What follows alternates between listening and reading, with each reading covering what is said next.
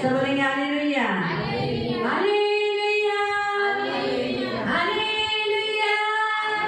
बोलो यीशु महाराज की जय, बोलो यीशु महाराज की जय, बोलो यीशु महाराज की जय। मैं प्रभु यीशु के नाम में आपको स्वागत करती हूँ। परमेश्वर अच्छा है प्रियो, देव चांगला आहे प्रियाला और सचमुच बहुत अच्छा है। आणि तो खरोखर खूप चांगला आज आहे हमें बड़ी दया करुणा करके आज हमें उपवास प्रार्थना में लेकर आया। आणि मोठी दया आणि करुणा करून तो आज आपल्या इथे उपवास प्रार्थनेमध्ये घेऊन आला। आओ हम आज का वचन देखेंगे। तर या आपण आजचं वचन पाहू। हम निकालेंगे लूक अध्याय 13 आपण काढून लूक अध्याय 13 और उसका 31 से लेकर 33 तक। आणि त्याचं 31 पासून ते 33 पर्यंत। लूक चैप्टर 13 लूक अध्याय 13 31 to 33। आणि त्याचं वचन 31 ते 33। लूक चैप्टर 13 लूक अध्याय 13 31 से 33। त्याचे 31 ते 33 पर्यंत। उसी घड़ी कुछ फरीसियों ने आकर उससे कहा, यहाँ से निकलकर चला जा, क्योंकि हेरोदेस तुझे मार डालना चाहता है। यीशु ने उनसे कहा, जाकर उस लोमड़ी से कह दो कि देख, मैं आज और कल दुष्टात्माओं को निकालता हूँ और बीमारों को चंगा करता हूँ और तीसरे दिन अपना कार्य पूरा करूँगा। तो भी मुझे आज और कल और परसों चलना अवश्य है, क्योंकि हो नहीं सकता कि कोई भविष्यवक्ता यरूशलेम के बाहर मारा जाए। त्यासाठी कित्येक फरीसी येऊन त्याला म्हणाले, तू निघून जा, कारण हेरोद तुम्हाला जीवे माराव्यास पाहत आहे। त्याने त्यांना म्हटले, त्या कोकणावर जाऊन सांगा, पहा मी आज व उद्या भूते काढतो व रोग बरे करतो आणि तिसऱ्या दिवशी मी परिपूर्ण होईल। तरी मला आज उद्या व परवा पुढे गेले पाहिजे, कारण यरूशलेम बाहेर संदेशाचा नाश झाला असे राहायचे नाही। हम प्रार्थना करें। पवित्र पिता, हम वचन की सेवा को आपके हाथों में देते हैं। आपका वचन ज्ञानी, सुंदर, ज्ञानी, पवित्र, ज्ञानी, शुद्ध, इसलिए वचन हम ध्यान से सुनने के लिए और जो हम सुनते वही पालन करने के लिए सहायता करना। वचन का दावा आपके हाथों में दिए, रक्षा करना, अनुग्रह करना, शांति देना, शक्ति देना, बल देना, समझने के लिए मदद करना, जो सुनते हैं वही पालन करने के लिए मदद करना। आज्ञा पालन कर हृदय देना, यीशु के नाम से आमीन। Praise the Lord, praise the Lord. Hallelujah. हम देखते हैं कि यीशु मसीह के जीवन कार्य में जब वो लोगों को चंगाई दे रहा था, आणि आपण इथं पाहतो की प्रभू येशूच्या जीवन कार्यामध्ये ज्यावेळेस तो लोकांना आरोग्य देत होता दुष्ट आत्माओं को निकाल रहा था, आणि तो भूते काढत होता नाना प्रकार के अद्भुत कार्य कर रहा था, आणि तो अद्भुत चिन्ह चमत्कार करत होता, तो शास्त्री फरीसी उसके विरोध में थे। तर शास्त्री आणि फरीसी येथील लोक आहेत त्याच्या विरोधात होते। बहुतायत लोग यीशु के पीछे चल रहे थे कारण की खूप मोठी गर्दी येशूच्या मागे चालली होती और लोगों ने यीशु को उद्धारकर्ता यानी इस्राएल का राजा मान लिया था। आणि लोकांनी प्रभू येशूला तारणारा आणि इस्रायलचा राजा म्हणून स्वीकार केलं होतं। शास्त्री और फरीसियों के द्वारा कभी भी कोई बड़े चिन्ह चमत्कार नहीं हुए आणि शास्त्री आणि फरीसींच्या द्वारे प्रियानो कधी कुठले मोठे चिन्ह आणि चमत्कार झाले और नव्हते। जैसे लोग यीशु के पीछे चलते थे आणि जसे लोक प्रभू येशूच्या मागे जायचे वैसे कभी भी शास्त्री फरीसियों के पीछे लोग नहीं चले। आणि त्या पद्धतीने एवढा मोठा जमा, एवढी मोठी गर्दी, असे लोक कधी शास्त्री फरीसींच्या मागे गेले नाही। शास्त्री फरीसियों में और यीशु मसीह में बहुत फर्क है। शास्त्री फरीसी आणि प्रभू येशू ख्रिस्तामध्ये खूप फरक आहे। शास्त्री फरीसियों को परमेश्वर के वचन का बहुत ज्ञान है, शास्त्री आणि फरीसांना देवाच्या वचनाचं खूप ज्ञान आहे वो बहुत अहंकारी थे आणि त्यामुळे ते खूप अहंकारी होते और इसीलिए लोगों के ऊपर अपनी भी कुछ आज्ञाओं को बनाकर उनके ऊपर थोप दिया था। आणि ते काय करायचे की स्वतः देवाच्या शास्त्रामध्ये स्वतःच्या काहीतरी आज्ञा म्हणून लोकांवरती ते बोझा लादायचे। वो लोगों से प्यार नहीं करते थे, वो लोगों से गुलामी चाहते थे, लोग उनके अंडर हो जाए, लोग उनकी हाजी हाजी करे, लोग उनके सामने झुके, ये वो चाहते। आणि शास्त्री फरीसी लोकांवर काय प्रेम करत नव्हते, परंतु ते लोकांना आपल्या आतमध्ये नियंत्रणात घेऊ पाहत होते। लोकांनी त्याच्या पुढे झुकावं, त्यांना सलाम करावा, त्यांचे गुलाम बनावं ही त्यांची इच्छा होती। पर प्रभु यीशु ऐसे नहीं थे। परंतु प्रभू येशू अशी अपेक्षा नव्हता करत। प्रभु यीशु मनुष्य से प्रेम करते थे, प्रभू येशू खरोखर मनुष्यांना प्रेम करायचा। इसीलिए वो खुद से उनके सामने झुकते थे, लोगों के सामने झुकते थे। उसने कभी नहीं चाहा कि लोग उसके गुलाम हो, परंतु उसने ये चाहा कि लोग बीमारों से मुक्त हो जाए, चंगे हो जाए, दुष्ट आत्माओं से छुटकारा पाए और एक स्वतंत्र लाइफ परमेश्वर में जिए। आणि प्रियानो प्रभू येशू स्वतः मनुष्याशी प्रेम करत असल्यामुळे त्याने कधी विचार नाही केला की या मनुष्याने माझा गुलाम बनावं किंवा माझ्या पुढे झुकावं, परंतु तो इतका नम्र होता की तो स्वतः मनुष्यांपुढे झुकायचा। त्याची इच्छा होती की मनुष्यांमधून रोग निघून जावे, भुके निघून जावे आणि त्यांनी एक स्वतंत्र, एक पवित्र जीवन देवासमोर जगावं। तो यीशु जो चिन्ह चमत्कार करता था उसके कारण उसकी कीर्ति फैल गई, सारे जगत में बहुत दूर तक फैल गई, यहाँ तक हेरोदेस के पास भी गई।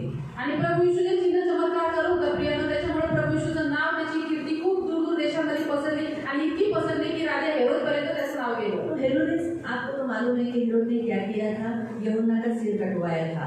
आणि तुम्हाला चांगल्या पद्धतीने माहिती आहे की ह्या हेरोदने काय केलं होतं की यूहन्ना जो बप्तिस्मा देणार आहे त्याचं डोकं उडवलेलं, शिरछेद केलेलं. इसीलिए हेरोद का सहारा लेकर शास्त्री फरीसी यीशु के पास आए आणि म्हणूनच हेरोदाचा सहारा घेऊन त्याच्या सहाय्यावरती शास्त्री आणि फरीसी येशूकडे आले और उसको ऐसा दिखा रहे हैं आणि त्याला असं दाखवत होते कि जैसे हमें तेरी बहुत फिक्र है, आणि असं प्रतीत करत होते, दाखवत होते की आम्हाला तुझी काही काळजी आहे, बहुत ख्याल है, आम्हाला तुझी खूप काळजी आहे हम आपको मृत्यु से बचाना चाहते हैं। आणि आम्ही तुम्हाला मृत्यूपासून वाचू इच्छितो. इसीलिए उसने आकर यीशु से कहा आणि म्हणून ते येऊन येशूला म्हणाले कि गुरुजी आप यहाँ से चले जाइए, की गुरुजी तुम्ही इथून निघून जा, क्योंकि हेरोदेस आपको मार डालना चाहता है। कारण की हेरोद तुम्हाला जीवे मारस पाहत आहे. जबकि प्रियो शास्त्री फरीसी यीशु को मारना चाहते हैं, आणि जर की प्रियांनो असं होतं की शास्त्री आणि फरीसी स्वतः येशूला मारून टाकू इच्छित होते. है ना। तो कितने ढोंगी है ये शास्त्री और फरीसी, तर प्रियांनो हे शास्त्री आणि फरीसीचा जो गट आहे किती ढोंगी लोक आहेत, कितने ढोंगी किती ढोंगी आहेत. खुद करना चाहते हैं आणि जे काम ते स्वतः करू इच्छितात वो उसने हेरोद के ऊपर डाला। आणि ते काम त्यांनी हेरोदवर टाकून सही दिले. बात है, हेरोद भी वैसे ही दुष्ट था, आणि प्रियांनो ही गोष्ट तर खरी आहे की हेरोद सुद्धा दुष्ट होता हेरोद बुरा था। आणि हेरोद खूप वाईट होता. क्योंकि यीशु मसीह ने उसे क्या कहा, लोमड़ी का उपमा दिया। कारण की प्रभू येशूने त्याला कोल्ह्याची उपमा दिली. तो आप सोच सकते हो कि हेरोद जैसे व्यक्ति को लोमड़ी कहा, लोमड़ी मतलब कहना मतलब धूर्त, फॉक्स, फॉक्स यानी धूर्त यानी कपटी, ढोंगी था वो। आणि कोल्हा म्हणजे प्रभू त्याला कोल्हा म्हणाला. कोल्ह्याचा स्वभाव आहे धूर्त, चालाक, म्हणजे तो कपटी होता, आतून एक बाहेरून एक असा हेरोद होता. वो दुष्ट के उसका जो फॉक्स लोमड़ी का स्वभाव क्या है, नाश करना, आणि कोल्ह्याचा स्वभाव काय आहे, नाश करणं, पीछे से हमला करना आणि पाठीमागून वार करणं, और फाड़ना, आणि फाडून टाकणं, दीवार खड़ा करना, आणि मध्ये भिंत उभं करणं, आध्यात्मिक रीति से। आणि आत्मिक रीतीने बघितलं तर मध्ये भिंत उभं करणं. तो ये लोमड़ी का स्वभाव है। तर हा प्रियांनो कोल्ह्याचा स्वभाव आहे. हेरोद का स्वभाव वैसे ही था, इसलिए उसका नाम क्या रखा गया, लोमड़ी। यीशु मसीह ने उसे लोमड़ी बोलकर क्यों उच्चार किया, उसे संबोधन क्यों किया, क्योंकि वो वैसे ही लोमड़ी के जैसा ही था। तर प्रियांनो प्रभू येशूने हेरोदाला लोमडी कोल्ह्याची उपमा का दिली, कारण की तो खरंच कोल्ह्यासारख्या स्वभावाचा होता. हाँ, तो अभी मैं आपको बताना चाहती हूँ कि उसने यीशु मसीह ने हेरोद को लोमड़ी क्यों कहा। वो तो मैंने आपको पहले बताया, उसका स्वभाव वैसा था। तर प्रियांनो मी तुम्हाला सांगू इच्छिते की प्रभू येशूने का हेरोदाला कोल्ह्याची उपमा दिली, अजून कसली दिली नाही, तर मी तुम्हाला पहिले पण सांगितले की त्याचा स्वभाव तसा होता म्हणून. हाँ, लेकिन उसके बारे में अगर थोड़ा सा पीछे जाएंगे, आणि हेरोद बद्दल आपण थोडंसं मागे जाऊन पाहिलं तो यीशु के जन्म के पहले तर प्रभू येशू ख्रिस्ताच्या जन्माच्या पहिले हेरोद बोलकर रोमन राज्य इसराइल पर राज्य करने लगा। तर त्यावेळेस प्रियांनो रोमी लोकांची सत्ता इस्रायलवर होती. और इसीलिए रोमियों ने क्या किया, हेरोद बोलकर राजा बोलकर नियुक्त किया। आणि रोमी लोकांनी काय केलं की हेरोद राजा म्हणून इस्रायलवरती नियुक्त केला. ईसा पूर्व 4 में हेरोद बोलकर राजा बैठने लगा। तर प्रभू येशू याच्या अगोदर 4 वर्षापूर्वी हेरोद राजा राज्य करू लागला. हाँ, तो उस काल से राजा बोलकर हेरोद ही रहा। तो हेरोद ये जो, अगर आप पूर्व पार्श्वभूमि उसके बारे में देखोगे तो ये एसाऊ की वंशावली है। तर हेरोद राजाची तुम्ही वंशावळी बघितली की त्याचा भूतकाळ पास्ट बघितला तर तो एसावाच्या वंशामधून आहे. और आपको मालूम ही है एसाऊ कौन है, तुम्हाला सर्वांना माहिती की एसाव कोण आहे. बताइए एसाऊ कौन है। एसाव कोण आहे हा प्रश्न विचारला. हाँ, याकूब का भाई, बराबर। एसाऊ कौन है, याकूब का भाई। और वो व्यक्ति है जिसने रो रो कर क्या किया, अपने पिता से आशीष मांगी।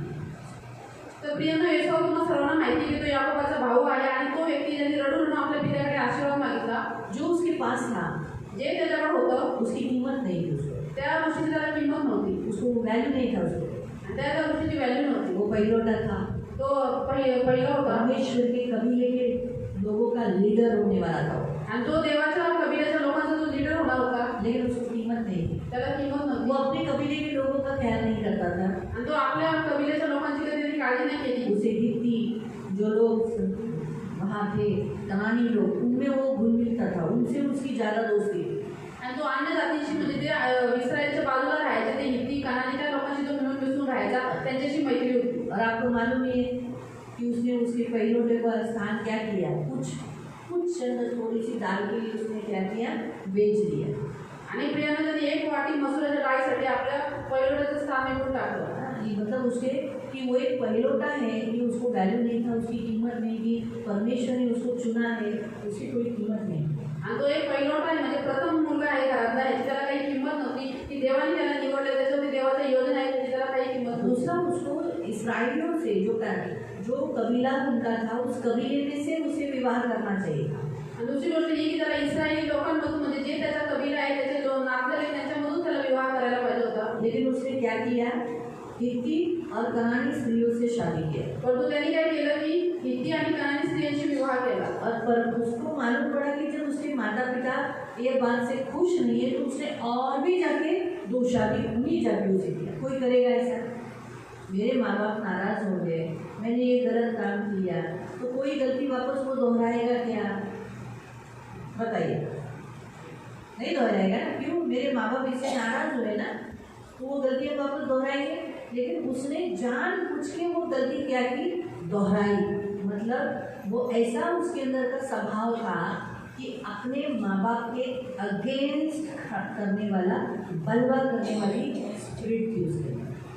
आणि प्रियनो, ज्या कामामुळे आपले आई वडील दुखवले जातात, असं काम आपण कधी करू का? आपण नाही करणार, पण तो एसावने तेच केलं। त्याने बघितलं की त्याच्या आई वडिलांना हित्ती आणि कनानी स्त्रिया पसंत नाही, म्हणून त्याने अजून हित्ती आणि कनानी स्त्रियांशी विवाह केला। म्हणजे त्याच्या आतमध्ये बंडखोर स्वभाव होता, आपल्या आई वडिलांच्या विरुद्ध बंड पुकारण्याचा। इसीलिए परमेश्वर याकूब ने जब उसे आशीष देना इसहाक ने जब उसे आशीष देना चाहा, तो परमेश्वर ने वो आशीष उसे मिलने नहीं दी, उसे क्या किया, शिकार लेने के लिए बहुत दूर लेकर गया। आणि म्हणूनच प्रियनो, ज्यावेळेस इसाऊला आशीर्वाद देण्याची वेळ आली, तर त्यावेळेस देवाने ते आशीर्वाद त्याला घेऊन दिला नाही, त्याला शिकारीसाठी खूप लांब पाठवलं। और उसके भाई याकूब को वो क्या मिला, वो हिस्सा मिला। आणि त्याचा जो भाऊ होता याकूब, त्याला तो आशीर्वाद भेटला। उसकी वंशावली क्या है? आपको मालूम है कि याकूब को आशीष क्या मिला था, कि तेरे भाई तेरे दास हो गए, वो तुझ पर कभी राज नहीं करेंगे। आणि प्रियानो, याकोबाला असा आशीर्वाद भेटलेला की तुझे भाऊ तुझे दास बनतील, तू त्यांच्यावर राज्य करशील, ते तुझ्यावर कधी राज्य नाही करणार। हम देखते हैं कि एसाव की वंशावली से हेरोद आकर क्या कर रहा है, उन पर राज्य कर रहा है। आणि आपण प्रियानो इथं बघतो की उलट झालेलं आहे की एसावाच्या वंशावळीतून हेरोद राजा आलेला आहे आणि तो इस्रायलवर राज्य करतो। प्रियो, परमेश्वर ने इसराइलियों को कहा था कि जब तुम मुझे छोड़ोगे, जब तुम मेरे विरुद्ध बलवा करोगे, मेरे अगेंस्ट हो जाओगे, तो याद रखना तेरे भाईबंद ही तेरे पर राज करेंगे। जिनको तुमने गुलाम बनाया वही तेरे विरुद्ध हो जाएंगे। इसलिए अगर आप जजेस न्यायों की पुस्तक पढ़ोगे, तो जिन कनानियों को परमेश्वर ने धक्का मारकर उनसे युद्ध कर निकाला था, वही कनानी उनके ऊपर 20 साल तक राज्य किए। तर प्रियानो, 1 साल नहीं, 2 साल नहीं, 20 years। ये सोचने वाली बात है। तर प्रियानो, देवाने ह्याच्याशी इस्रायलशी करार केला, तर जर तुम्ही पाप कराल, माझ्या विरुद्ध चाला, मूर्तीपूजा कराल, मला सोडून द्या, अन्य देवतांना माना, तर काय होईल की तुमचे शत्रू तुमच्यावर राज्य करतील। तर आपण बघतो की ज्या कनान्यांना देवाने धक्का करून हाकललेलं होतं, त्यांना परमेश्वर म्हणाले की कनान तुमचा दास बनल। परंतु आपण न्यायाच्या अध्यायामध्ये बघतो की इस्रायल लोक पापामुळे कनानी लोकांचे दास बनले आणि त्यांनी 20 वर्ष त्याच्यावरती राज्य केले। तो फिर ईसा के जन्म के बाद, तर प्रभू येशू ख्रिस्ताच्या जन्माच्या नंतर तो जो हेरोद उस समय था वो मर गया, आणि जो हेरोद राजा तिथे राज्य करत होता तो मेला, उसकी जगह पर उसका बेटा बन गया, आणि त्याच्यावरती त्याचा मुलगा राज्य करू लागला, वही वो हेरोद है। आणि हा तोच हेरोद आहे। और इस हेरोद के विषय पर हम देखते हैं कि इसने कौन सी काम किए थे मालूम? इसने ये काम किया कि उस समय में जो रोमन सीजर था टाइबेरियंस, उसके लिए, उसके सम्मान के लिए यहूदी लोगों की जो स्मशान भूमि होती है, उस स्मशान भूमि के ऊपर एक देश, एक नगर बांध दिया। रोमियों के लिए, ग्रीक लोगों के लिए, अन्य जातियों के लिए उसने वहाँ वो जगह बांध दिया। कोई ऐसा उस जगह को देखकर बोल नहीं सकता था यहाँ यहूदी लोग पहले अपने लोगों को दफन करते थे। आणि प्रियनो, या हेरोदाने काय काम केलं तुम्हाला माहिती आहे का? या हेरोदाने काय केलं की यहूदी लोकांना जी स्मशानभूमी होती, त्या स्मशानभूमीवरती जो रोमन शासक एक कैसर, त्याच्यासाठी त्यांनी काय केलं, एक मोठं नगर बांधलं, राजधानी बांधा, और इसीलिए यहूदी लोग उस जगह में प्रवेश नहीं करते थे। आणि त्यांनी तिथे राजधानी बांधल्यामुळे म्हणून यहुदी लोक काय करायचे, त्या ठिकाणी प्रवेश करत नव्हते. इस हेरोद की दूसरी समस्या ये थी, आणि या हेरोदाची दुसरी समस्या होती, उसके स्वभाव में कि वो एक स्त्री के मामले में निर्बल था. आणि त्याच्या स्वभावामध्ये ही समस्या होती की तो स्त्रीच्या बाबतीत निर्बळ होता. उसकी पत्नी होते हुए भी आणि त्याची पत्नी असताना पण अपने भाई की पत्नी ले ली. आणि आपल्या भावाची बायको त्यांनी ठेवली होती. ऑलरेडी बहुत सारी औरतें भी उसके हाथ के अंदर में थी. आणि ऑलरेडी खूप साऱ्या स्त्रिया त्याच्या नियंत्रणामध्ये होत्या. और यहाँ तक आप सोच सकते हैं कि जो हेरोदियस की जो लड़की थी, आप सोच सकते हैं कि उसने अपने और बहुतायत लोगों के सामने उसने अपने जन्मदिन पर उसको डांस करने के लिए बताया. कोई अपनी लड़की को 4 आदमियों के सामने नचवाएगा? बताइए. खुले कपड़े डालकर, कम कपड़े में डालकर, बताइए कराएगा? नहीं ना. मतलब आप सोच सकते हो कि उसकी जो वृत्ति थी, उसका जो स्वभाव था, वो कितना स्त्रियों के प्रति गंदा था. आणि प्रियने ह्या हेरोदाने काय केलं की आपल्या भावाच्या मुलीला, म्हणजे ही त्याचीच मुलगी झाली, तिला कमी कपडे घालून लोकांच्या समोर डान्स करायला लावला. लोकांचा चांगला भला माणूस हे करत का, तर नाही करणार. ह्याच्यावरून आपण विचार करू शकतो की या हेरोदाचे जे विचार होते, जो स्वभाव होता, तो किती पडलेला होता. इसीलिए यीशु मसीह ने उसे ढूंढ लिया. आणि याच कारणामुळे प्रभू यीशु त्याला कोल्हा म्हणाला. और तीसरा कारण ये है आणि तिसरं कारण हे आहे की कि वो एक शासन अधिकारी रखा गया था रोमी के द्वारा. आणि रोमी सरकारच्या द्वारे तो एक शासन, एक अधिकारी म्हणून ठेवला होता. लेकिन फिर भी तरी सुद्धा वो यीशु मसीह के सामने उसकी शक्ति कुछ नहीं थी, क्योंकि यीशु मसीह यहूदा गोत्र का सिंह है. तर प्रेम आपण बघतो की हेरोद एवढा शासक असून पण तिथं यहुद्यानं राज्य करून सुद्धा त्याची शक्ती प्रभू येशूच्या समोर काहीच नव्हती. कारण प्रभू येशू जो आहे तो यहूदा वंशाचा सिंह आहे. बाइबल यीशु के बारे में कहता है. आणि प्रियंका पवित्र शास्त्र प्रभू येशू बद्दल बोलतो. रेवलेशन 5:5 में आणि प्रकाशित वाक्य अध्याय 5:5 मध्ये पढ़ेंगे. आपण वाचू. रेवलेशन 5:5 में आणि प्रकाशित वाक्य अध्याय 5:5 वचन, यीशु मसीह की शक्ति यहूदा का सिंह की शक्ति है. सिंह के सामने लोमड़ी की शक्ति क्या चलेगी? आणि प्रियंका प्रभू येशूची शक्ती सिंहाची शक्ती आहे. तर सिंहाच्या समोर कोल्ह्याची ताकद काय चालेल? कुछ भी नहीं चलेगी. काहीच नाही चालणार. इसीलिए यीशु को मालूम है, जिसको वो ललकार रहा है वो मैं कौन हूँ, मैं एक यहूदा गोत्र का सिंह हूँ और तू एक लोमड़ी है, धूर्त, धोखेबाज.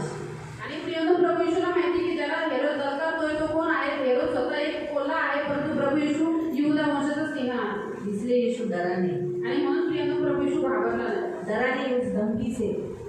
त्यांच्या धमकीला ना प्रभू वो येशू घाबरला नाही. ना वो शास्त्री फरीसी से डरा, आणि नाही तो शास्त्री पुरुषांना घाबरला, ना ही हेरोदेस से डरा. आणि नाही तो हेरोदला घाबरला. 5:5. तेव्हा वडील मंडळापैकी एक जण मला म्हणाला, रडू नकोस, पहा यहूदा वंशाचा सिंह, यहूदा वंश का सिंह, दाविदाचा अंकुर, दावीद का वंश, ह्याने जय मिळवला. इसने क्या मिलाया है? जय प्राप्त किया है. हमें तो ये आप समझ सकते हैं कि यीशु को मालूम है वो कौन है. आणि प्रियंका प्रभू येशूला माहिती की तो स्वतः कोण आहे. ये वचन आप ध्यान से सुनना, बाद में हमें इसे आत्मिक रीति से सीखना है. ये आत्मिक रीति से हमें परमेश्वर इसके बारे में क्या सिखाता है. आणि प्रियंका हे वचन लक्षपूर्वक ऐका, कारण की नंतर आपण आत्मिक रीतीने जाणार आहोत की आत्मिक रीतीने देव आपल्याला या वचनाद्वारे काय शिकवतो. ऐसे टाइप के लोग आपको बहुत सारे मिले हैं, मिलेंगे, मिलते रहेंगे. आणि अशा पद्धतीचे लोक तुम्हाला भेटलेले आहेत. खूप सारे आपण सध्या भेटत राहतील. बहुत सारे ऐसे लोमड़ियाँ हैं. आणि खूप सारे असे कोल्हे आहेत. Be careful. आणि म्हणून तुम्ही सावधान राहा, डरो मत. त्यांना घाबरू नका. तो इसलिए आप अभी सिर्फ इस वचन के अनुसार सीख लो, फिर बाद में हम आत्मिक रीति से जाएंगे. एक जैसे 31 देखा, अभी 32 हम देख रहे, फिर 33 देखेंगे उसके अनुसार. तो यहाँ पर हम प्रभु का वचन हमें यहाँ बताता है यीशु यहूदा गोत्र का सिंह है और सिंह कभी भी डरता नहीं. आणि प्रियने देवाचं वचन आपल्याला सांगतं की प्रभू येशू हा जो आहे तो यहूदा वंशाचा सिंह आहे आणि सिंह कधी घाबरत नाही. ऐसे भेकड़ धमकियों से डरता नहीं है. आणि तो अशा पोको धक्क्याला घाबरत नाही. ना, वो कुछ नहीं कर सकता यीशु का. आणि ते येशूचं काही बिघडू शकत क्योंकि नाही. यीशु को मालूम है उसकी मृत्यु कैसी होने वाली, कारण की प्रभू येशूला माहिती होती त्याची मृत्यू कशी होणार आहे, कैसे जाने वाला है. तो कसा मारणार आहे. अब तक यरूशलेम के सिवाय कोई भी भविष्यवक्ता बाहर नहीं मरा है. आणि आतापर्यंत प्रियंका यरूशलेमच्या बाहेर कधी भविष्यवक्त्याचा घात झालेला नाही. इसीलिए उसका मृत्यू भी कहाँ था? आणि म्हणून त्याचं मृत्यूचं ठिकाण कुठं होतं? यरूशलेम. यरूशलेममध्ये. यरूशलेम में वो पकड़ा जाएगा, मारा जाएगा, गड़ा जाएगा, तीसरे दिन जिंदा होगा। ये उसको मालूम है और इसी काम के लिए वो आया है। आणि प्रियांका प्रभू यीशूला माहिती आहे की तो यरूशलेमेतच पकडला जाईल, मारला जाईल, गाडला जाईल, तिसऱ्या दिवशी जिवंत होईल आणि याच कार्यासाठी प्रभू यीशू आलेला आहे। इसीलिए उसके मन में ऐसी धमकियां आने के बाद परमेश्वर ने जो उसको ऑलरेडी पता चुका था, उस बात से उसका मन विचलित नहीं हुआ। म्हणून प्रियांका अशा पोकळ धमक्या आल्यामुळे त्याला देवाने जे सत्य सांगितलं त्या गोष्टींमुळे त्याचं मन कधी विचलित नाही झालं। बल्कि उसने वापस उसको रिटर्न मैसेज भेजा आणि म्हणून त्याला प्रभूने रिटर्न संदेश पाठवला। उन्हीं लोगों के सामने शास्त्रियों फरीसियों को ही कहा, क्या कहा? जाकर उस लूमड़ी को बोल, आज और कल दुष्टात्मा को मैं निकालता हूँ और चंगा करता हूँ, तीसरे दिन अपना कार्य पूरा करूँगा।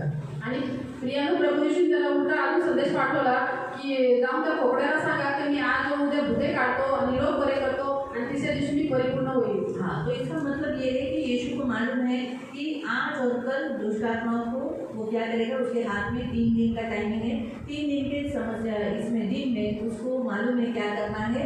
उसको 2 दिन तक कौन सा कार्य है, बीमारों को चंगा करना और दुष्टात्माओं को निकालना।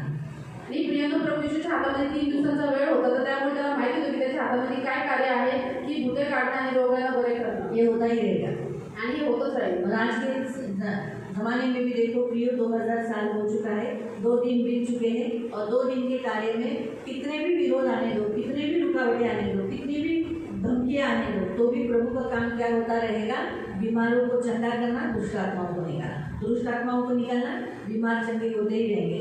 कितने बड़े बड़े अधिकारी, हेरोद जैसा कोई बड़ा अधिकार, राजा भी अगर बोलेगा ना कि धमकी देगा नहीं करना, तो भी यीशु मसीह के नाम से दुष्ट आत्मा निकलेंगे और बीमार चंगे होंगे। ये काम कभी बंद नहीं होगा।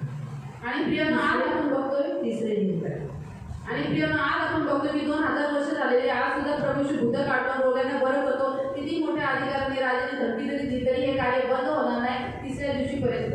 तीसरा दिन में वो अपना काम पूरा करेगा। इसका मतलब है मृत्यु और पुनरुत्थान के बारे में वो बता रहा है। आणि प्रियांका तिसऱ्या दिवशी तो आपलं कार्य पूर्ण करायचा अर्थ हा आहे की प्रभू यीशू त्याचा मृत्यू आणि पुनरुत्थानाबद्दल आपल्याला सांगत आहे। जरूर मृत्यु को हरा देगा आणि तो नक्की मृत्यूला हरवत, मृत्यु की नांगों को तोड़ देगा आणि तो मृत्यूच्या मागे घेऊन टाकेल और वो जी उठेगा। आणि तो पुन्हा जिवंत होईल। तो 33 वचन में कहता है, तो भी मुझे आज कल और परसों चलना आवश्यक है, क्योंकि उसका काम वो करना है। उसको मालूम है वो किसी की धमकियों के कारण यहीं के यहीं रुक गया, ऐसा नहीं हो सकता है। उसे क्या करना है? जो उसको कार्य करने के लिए आया है वहाँ पर उधर तक उसको चलना, ये उसका ड्यूटी है। आणि प्रियांका प्रभू यीशू म्हणतो की तरी मला आज उद्या परवा पुढे गेले पाहिजे, कारण त्याला माहिती आहे की या लोकांच्या धमक्याला तो काय घाबरला नव्हता। त्याचं कार्य पूर्ण करण्यासाठी, देवाची योजना पूर्ण करण्यासाठी त्याला चालणं, त्याचं काम पूर्ण करणं गरजेचं आहे। तो प्रियो, प्रभु आज के वचन के अनुसार हमें क्या सिखाता है? तर प्रियांका आजच्या वचनानुसार प्रभू आपल्याला काय शिकवतो? पहली बात हमें यहाँ सिखाता है कि प्रियो, आपको पहला ये जो 31 वचन के अनुसार आपको ऐसे बहुत सारे लोग मिलेंगे जो आपके बारे में बुरा चाहते हैं, आपके बारे में गलत पसंद नहीं करते ऐसे लोग, लेकिन वो आपसे आके ऐसे मीठी मीठी बात करेंगे जैसे कि बातें पूछो मत, ओ कितना ख्याल है मुझे तेरे लिए, कितना प्यार है मुझे तेरे लिए, बाप रे मैं तुम्हारी कितनी चिंता करता हूँ, मैं तुम्हें बचाने के लिए आया हूँ, इसलिए उसका मैसेज लाया हूँ। तर प्रियांका आपल्याला इथं आपण पहिला मुद्दा शिकतो की आपल्याला अशा टाईपचे लोक भेटतील की जे कोल्ह्यासारखे आपल्याला जवळ येतील, आपल्याला दाखवतील की आपले किती प्रिय आहेत, आपले किती शुभचिंतक आहेत, परंतु ते आपले धूर्त असतात। है ना? अभी जैसे उदाहरण के तौर पर हम दोनों, आप इसने भी रूपा के बारे में मेरे से बात किया आणि आता आपण बघतो की आम्ही दोघींनी काय केलं, हिने काय केलं, रूपावलीबद्दल मला बोलली, बहुत कुछ बात किया आणि खूप त्यांच्याबद्दल मैंने बोलली भी बात किया आणि मी पण खूप बोलले। से सुन लिया। अगर सचमुच मुझे रूपा के लिए कुछ फीलिंग है आणि खरोखर जर दीदीनं रूपावलीसाठी काही भावना आहेत तो फिर मैं इसकी गलत बातें नहीं सुनूंगी ना। तर त्या काय करतील, माझ्या चुकीच्या गोष्टी ऐकणार नाही ना। तो फिर मैं क्या करती हूँ, सुन तो ली, आता दीदीने ऐकून घेतलं, हाँ ना देखना ऐसे ही, हाँ बराबर है, बराबर ऐसे ही वो ऐसे ही है, और आके तुम बोलोगे बाप रे मुझे मालूम है क्या, मेरा मेरे बारे में ऐसे ऐसी है, ऐसे ऐसी है, संभल कर रहना। जबकि मैं भी वैसी हूँ, मैं भी वैसी। आपको समझ में आ रहा है? ऐसे टाइप के लोग आपको आपके जीवन कार्य में लोग मिलेंगे, क्योंकि यीशु के जीवन कार्य में लोग मिले तो आपको भी मिलेंगे। तर प्रियानो आपण इथं पाहतो की असे कपटी लोक तुम्हाला भेटतील तर येशूला त्याच्या जीवन कार्यामध्ये भेटले तर ते तुम्हालाही भेटतील. इसलिए मिलेंगे लोग आपसे इसलिए जलते हैं, लोग आपके साथ आपकी बुराई इसलिए करते हैं, लोग आपके पीछे इसलिए मतलब बदनामी करते हैं, आपका विरोध करते हैं क्योंकि लोग आपको पसंद करते हैं. जैसे यीशु को लोग पसंद करते थे, लोग वो लोगों में खुद से ज़्यादा था. देखो लोग यीशु के पीछे पहले नहीं आए, यीशु लोगों के पास गया. मैं आपको ये बात बता दूँ, अगर आप ऐसा चाहते हो कि लोग आपके पास आए, आपके साथ संगति करें, आपसे दोस्ती करें, आपसे मार्गदर्शन करें, आपके लिए दुआ करें, आप उनके लिए दुआ करें, आपके साथ फ्रेंड्स हो जाए, तो आपको क्या करना पड़ेगा मालूम? पहली बात मैं आपको बता दूँ, आपको उनके पास पहले जाना पड़ेगा. आप जब उनके पास जाओगे, उनसे संगति करोगे, उनसे बैठोगे. अभी सोचो उदाहरण के तौर पर, अभी मेरे लिए ये स्थिति नहीं है तो मैं चाहती हूँ कि लोग सब लोग इसी के पास जाते हैं, तो फिर मैं क्या करूँगी? मेरी ऐसी इच्छा है कि वो भी हम दोस्त हो, तो मैं उसके पास जाऊँगी, उसके साथ पूछूँगी क्या नाम है, अच्छा कभी कुछ नेता क्या करता है, ऐसा करके दोस्त बनाऊँगी. बराबर. तो नेक्स्ट टाइम वो मेरे पास आएगी, कशा है तुम्हें बड़ा है, आपको समझ में आ रहा है? तो पर यीशु मसीह ने भी वही किया. शास्त्री फरीसी लोगों के ऊपर बोझ डालते थे, बर्डन डालते थे. वैसे आज चर्च में बहुत लोग हैं कि जो लोगों के ऊपर बर्डन डालते हैं, बोझ डालते हैं. लेकिन आप अगर लोग चाहते हैं कि आपके पास आए, आपके साथ दोस्ती करें, आपके साथ फेलोशिप करें, तो आप उनके पास जाओ, आप उनके साथ बैठो, आप उनका दुख पूछो, आप उनके साथ दोस्ती करो. तर प्रियांनो तुमची अशी इच्छा आहे की लोकांनी तुमच्याकडे यावे, तुमच्याशी मैत्री करावी, तुमच्याशी आपल्या गोष्टी शेअर कराव्या. तर तुम्ही काय करायचं? पहिले तुम्ही त्यांच्याकडे जायचं, तुम्ही त्यांना विचारायचं, तुम्ही त्यांच्या पुढे झुकायचे. कारण की येशूने असंच केले. येशूने अपेक्षा नाही केली लोकांनी त्याच्याकडे यावं, परंतु तो स्वतः लोकांकडे गेला आणि त्यांनी त्याचे दुःख दूर केले. म्हणून प्रियांनो लक्षात ठेवा की ज्यावेळेस ज्या लोकांना लोक पसंत करतात, दुसरे लोक नेहमी त्यांच्यावरती जळत असतात. अगर सोचो, ज़्यादा करके सोचो, उदाहरण के तौर पर रूपा रूपा रूपा सब लोग रूपा रूपा बोलेंगे तो नेचुरली कलीसिया में कुछ लोग हैं जिन्हें बुरा लगेगा. आणि आज सारखे लोक रूपामध्ये सारखं नाव घेत राहिले तर मंडळीमध्ये काही लोक असे आहेत की ज्यांना वाईट वाटेल. इनका ही तो सब लोग बोलते हैं, हमारा क्यों नहीं कोई बोल रहा है. आणि त्यांना असं वाटतं की आपण ह्यांचंच का नाव सगळे घेतात, आम्हाला का कोण विचारत नाही, आम्हाला नाव कोई घेत नाम नाही, नहीं ले रहे, आमचं नाव नाही कोण घेत, इसका ही सब नाम ले रहे. आणि ह्यांचंच का नाव घेतात. हाँ क्यों? तो वैसे ही यीशु के पीछे लोग चल रहे थे, इसलिए शास्त्री फरीसियों को क्या हुआ? अच्छा नहीं लग रहा था. वैसे ही जब आप लोग के पीछे जब लोग चलेंगे, आपसे जब लोग दोस्ती करेंगे, लोग आपका बड़ाई करेंगे, आपकी तारीफ करेंगे, तो उन लोगों को जो लोग शास्त्री फरीसियों के समान हैं उनको अच्छा नहीं लगेगा, जलन आएगा. आणि म्हणूनच प्रियांनो जे लोक येशूच्या मागे चालायचे, येशूची तारीफ करायचे, शास्त्री पुरुषांना हे आवडत होतं, त्यांना जळण यायची, त्याच पद्धतीने आज लोक तुमच्या मागे चालतील, तुमची तारीफ करतील. तर असे काही वृत्तीचे लोक आहेत ज्यांना तुमच्याशी जळण येईल. तो वो लोग आपको आकर भड़काने का काम करेंगे. तर ते लोक येऊन तुम्हाला भडकवायचं काम करतील. जैसे शास्त्रियों फरीसियों ने हेरोदेस के बारे में आप पर भड़काया, जसं प्रियांनो शास्त्री आणि पुरुषांनी काय केलं, हेरोद बद्दल भडकवलं गलत बातें बता रहा था आणि ते चुकीच्या गोष्टी सांगत होते यीशु मसीह को.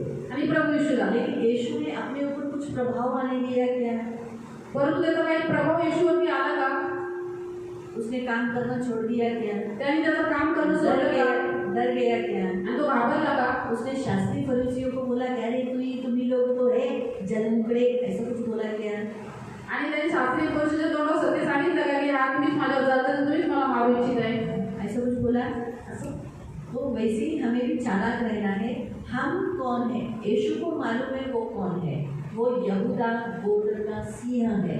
तो वैसे ही आपको भी मालूम होना चाहिए आप कौन हो. जब आप भूल जाते हो, जब लोग आपको ऐसा बोलते हैं, तेरे बारे में ऐसा बोल रहे थे, तेरे बारे में ऐसा बोल रहे थे, तेरे बारे में ऐसा बोल रहे थे, जब आपको ऐसा सुनने के बाद आप भटक जाते हो, आप चेंज हो जाते हो. नहीं, यीशु चेंज नहीं. यीशु को मालूम था वो यहूदा का सिंह है. आप कौन हो? इसी यहूदा सिंह के फॉलोअर का भी सिंह. तर प्रियांनो जसं प्रभू येशूबद्दल लोक वाईट बोलले, तो भडकला नाही, त्यांनी स्वतःचा स्वभाव बदलला नाही. तसंच लोक ज्यावेळेस तुमच्याबद्दल काही वाईट साईट खोटं नाटक बोलतात त्यावेळेस तुम्ही पण भडकू नका, राग गुण देऊ नका. कारण की प्रभू येशूला माहिती होतं की तो स्वयंपूर्ण आहे, यहूदा वंशाचा सिंह आहे. तर तुम्ही पण त्या सिंहाचे फॉलोअर आहात, त्याच्या मागावर चालणार आहात, तुम्ही पण सिंह आहात. मसीह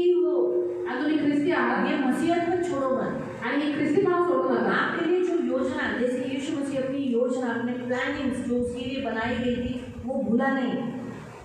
तसं प्रियानं जसं प्रभू येशू विसरला नाही की त्यासाठी ज्या योजना प्लॅनिंग देवाने केलेल्या आहेत ते तो विसरला नाही, तसे तुमच्या पण जीवनामध्ये ज्या योजना आहेत ते तुम्ही विसरू नका. परमेश्वर ने आपको सेवा करने के लिए चुना, देवाने तुम्हाला सेवेसाठी निवडले प्लानिंग्स बताए, आणि तुमच्यासाठी प्लॅन सांगितलेला आहे. भविष्यवाणियां हुई ना आपके लिए बहुत सारी, ये साल में भी हुई।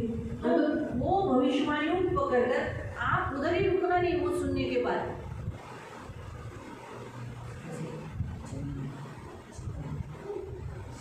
मैं अच्छा काम करती हूँ, अच्छा नहीं रहता, मैं काम ही नहीं करूँगी, ये नहीं चाहिए तुम्हारी सेवा, ले लो। नहीं नहीं नहीं, यीशु क्या बोला, मुझे चलना।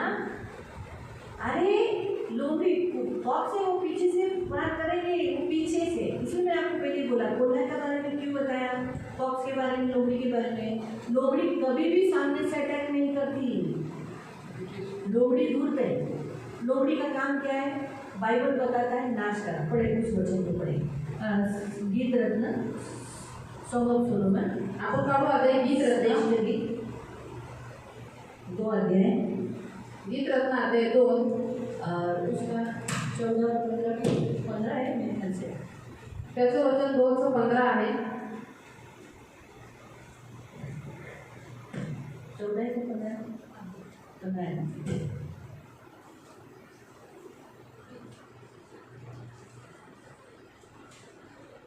श्रेष्ठ गीत रत्न अध्याय 2 उसका 15 आणि त्याचं 15. द्राक्षीच्या मळ्यांची नासधूस करणाऱ्या खोकडांना, त्या लहान कोल्ह्यांना आमच्यासाठी धरा, कारण आमचे द्राक्षीचे मळे फुलले आहेत. फिर से अभी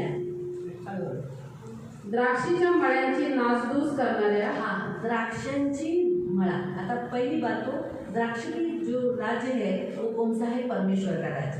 परमेश्वर के राज्य को फूल आए हैं, फल आए हैं, तो वो फल आए हैं, इसलिए ये लोमड़ी क्या करती है, उसको नासधूस करती है, क्योंकि उसको खाने नहीं मिल रहा है ना।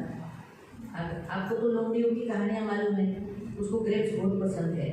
आणि तुम्हाला तो कोल्ह्याची स्टोरी माहिती है कि त्याला द्राक्ष खूप आवडतात. अभी आप सबने तो भले ओरिजिनल में देखा है कि नहीं मुझे नहीं मालूम, लेकिन टीवी पे तो देखा होगा द्राक्ष का मड़ा कैसा होता है, दाकी बारी कैसी होती है, थोड़ा ऊंचे पे होता है, इंसानी उसे तोड़ सकता है, बच्चे जानवर खुद ही मार के भी नहीं तोड़ सकते, क्योंकि थोड़े ऊंचे पर होता है। जो दाकी बारी बनाई रहती है वो मिनिमम ऐसे हाइटेड रहते हैं, तो इसलिए इंसान ऐसे हाथ से तोड़ते हैं।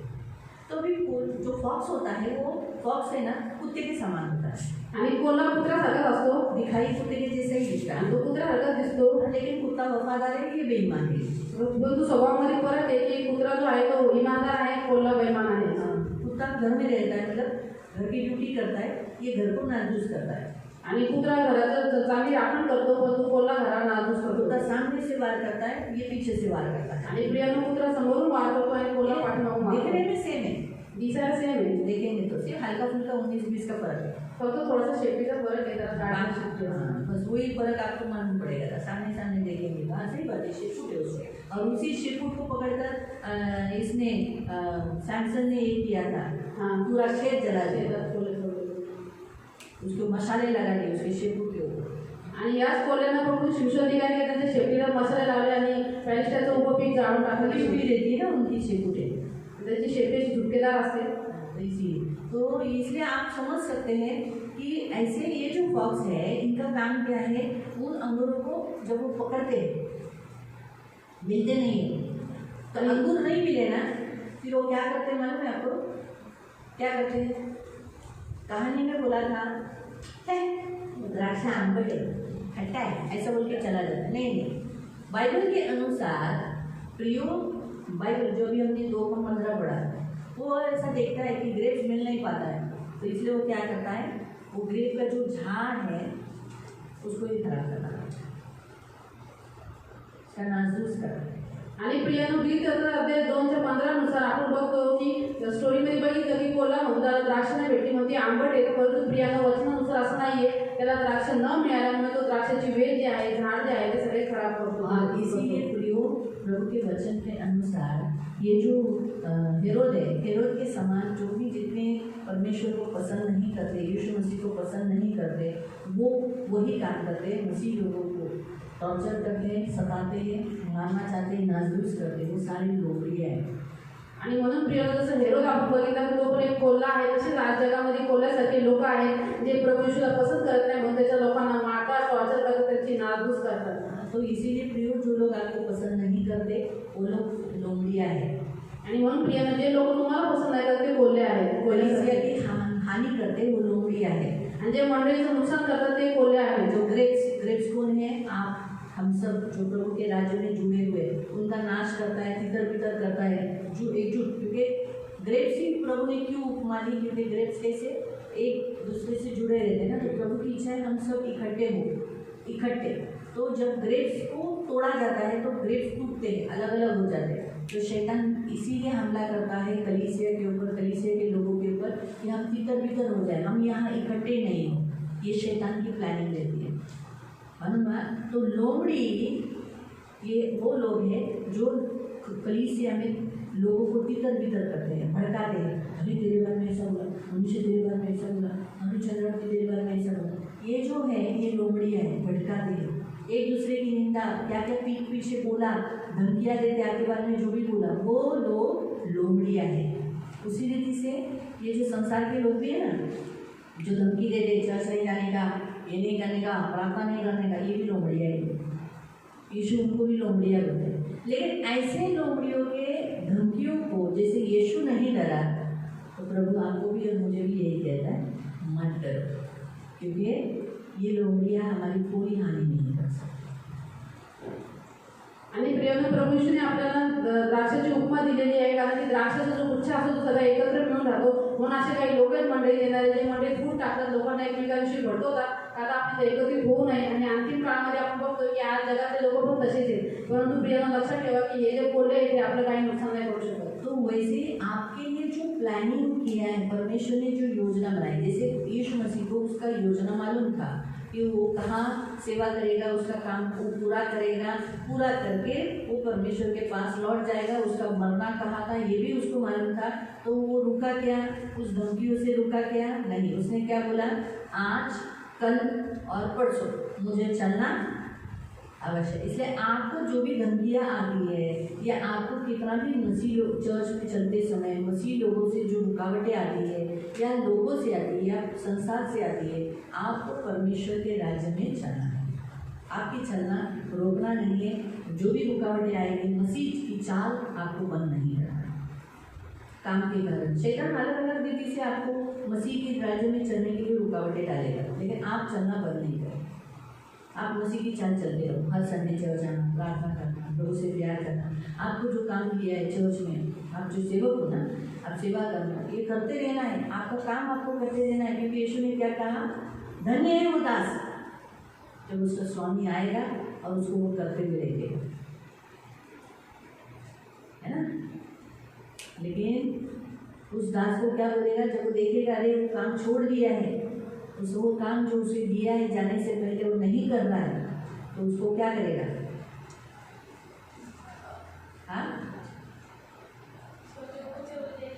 हाँ, और उसे मारेगा, है ना. ऐसे ही कहा ना उसके विषय में. इसीलिए आज के वचन से प्रभु आपको ये सिखाता है कि पहला पॉइंट प्रभु आपको सिखाता है कि आपको ऐसे लोग मिलेंगे जो अगर आप अच्छे हो, लोगों के पास उठते बैठते हो और अच्छा काम कर रहे हो, तो आपके विरोध में लोग बोलने वाले मिलेंगे. पहिला मुद्दा देवीदास तुम्हाला शिकवतोय की तुम्ही जर चांगले आहात, लोकांमध्ये उठता बसता त्यांच्याशी चांगला व्यवहार करता, तर लक्षात ठेवा लोक तुमच्याबद्दल बोलतील, तुम्हाला पसंत नाही करणार. आप ऐसे व्यक्ति बनना है लोग आपके पीछे चलने वाले.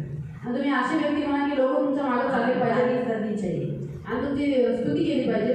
लोग आपसे सलाह लेने के लिए आने चाहिए आणि लोकांनी तुमच्याकडे सल्ला घ्यायला आले पाहिजे. और आप लोगों की अगुवाई करने वाले होने चाहिए. आणि तुम्ही लोकांचे एक लीडर, एक आगे झाले पाहिजे. कोई भी आपकी कितनी भी बुराई करे, आप ये काम नहीं छोड़ना है. आणि लोकांनी तुमचं किती तुमच्याबद्दल वाईट बोलू दे, तुम्ही देवाचं काम करणं सोडायचं नाही. दूसरा, आणि दुसरा मुद्दा, आपकी जिंदगी में आपको लोमड़ियों का लोमड़ी कैसे धमकी वाली बहुत सारी बातें आपको मिलेगी.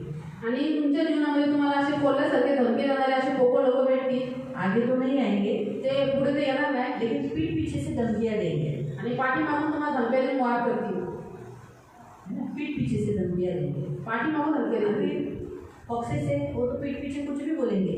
आता कोल्हे ते काही पाठीमागं बोलतील, कुछ भी बोलेंगे, काही बोल आगे से चीर देंगे. आगे से चीज नहीं। ते म्हणजे तुम्हाला आम्ही करू दे की कापू? हाँ कुछ नहीं बोलेंगे, उनका मुंह है, लोमड़ी है वो, आप कौन हो?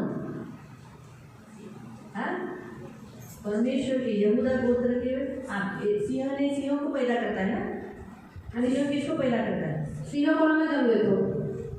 हाँ सिंह को। तो आप कौन हो? सिंह हो। तो आपकी शक्ति क्या है? सिंह की शक्ति है। आप मसीह हो। मसीह के पास कौन सी शक्ति है? दुष्ट आत्मा को निकालने की और बीमारों को चंगा करने की। इसी यहाँ पर भी अभी उसके पास जाने वाले उस वचन पर, है ना। तो आप मामूली लोग नहीं हो, है ना, आप राजे हो। आप डरो मत, उन धमकियों से डरो मत जो पीछे दी गई। किधर दी गई है? आपके मुंह पे नहीं दिए। मुंह पे दिए क्या? पीछे दे। पीछे तो क्या कुछ भी बोलते हैं, जाके अपने को क्या लेना है? उससे पीछे चलना, यीशु के पीछे चलना। यीशु की जो योजना, अभी प्रभु ने आपको योजना दी है, प्लानिंग्स बताए हैं ना, तुमको क्या काम करना है, क्या क्या काम करना है, आपको क्या बोला है, बताओ। तुम्हारे लिए प्रभु ने क्या प्लान दिए है? देवाचं योजना तुमच्यासाठी काय काय ते सांगा. सुरुवात मोहन से सांग तुझ्याकडून. हां हनोकपासून. हनोक, देवाची काय योजना आहे तुझ्यासाठी? सांग, बोल, पटकन बोल, आपल्याकडे वेळ नाही आहे. तुला माहीत आहे ना, येशू तुझा देव आहे ना. इथं बघ, येशू तुझा देव आहे ना. मग काय करायचं तुला येशूसाठी? हां बोल पटकन, लवकर बोल, नाही मी काढी घेईन. पटकन बोल, जोराने बोल.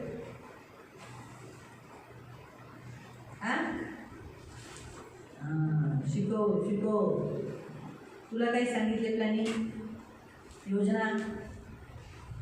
देवाने आपल्यासाठी मग त्यासाठी तुला काय इथं करायचं आहे आता?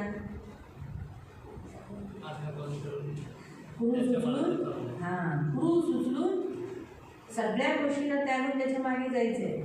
क्रूसमध्ये कधी सोडू नको. उतरला नाही पाहिजे तुझा खांद्यावर क्रूस. तुम्हाला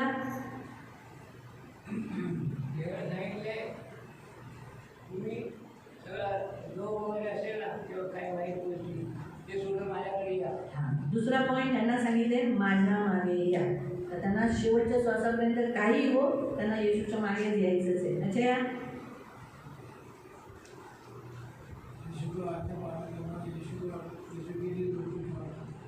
हाँ यीशु को लिए, यीशु ने कहा मेरा क्रूस उठाकर, मेरे लिए दुख उठाकर तू मेरे पीछे चल, है ना.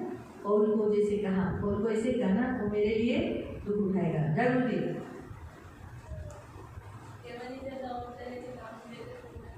हाँ, एक सेवक के नाई खड़ा रहना है, सेवा करते रहना है जब तक प्रभु के पास वो पहुँचती नहीं, प्रभु जब तक आता नहीं. Yes sir. हाँ सेवक की नाई खड़ा रहना है. संगीता दाई. हाँ दुख, प्रभु के लिए दुख सहते हुए प्रभु की राह पर जाना है. माया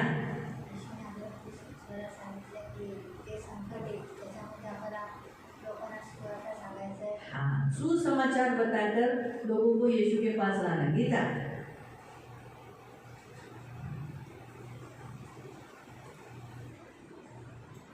बोल.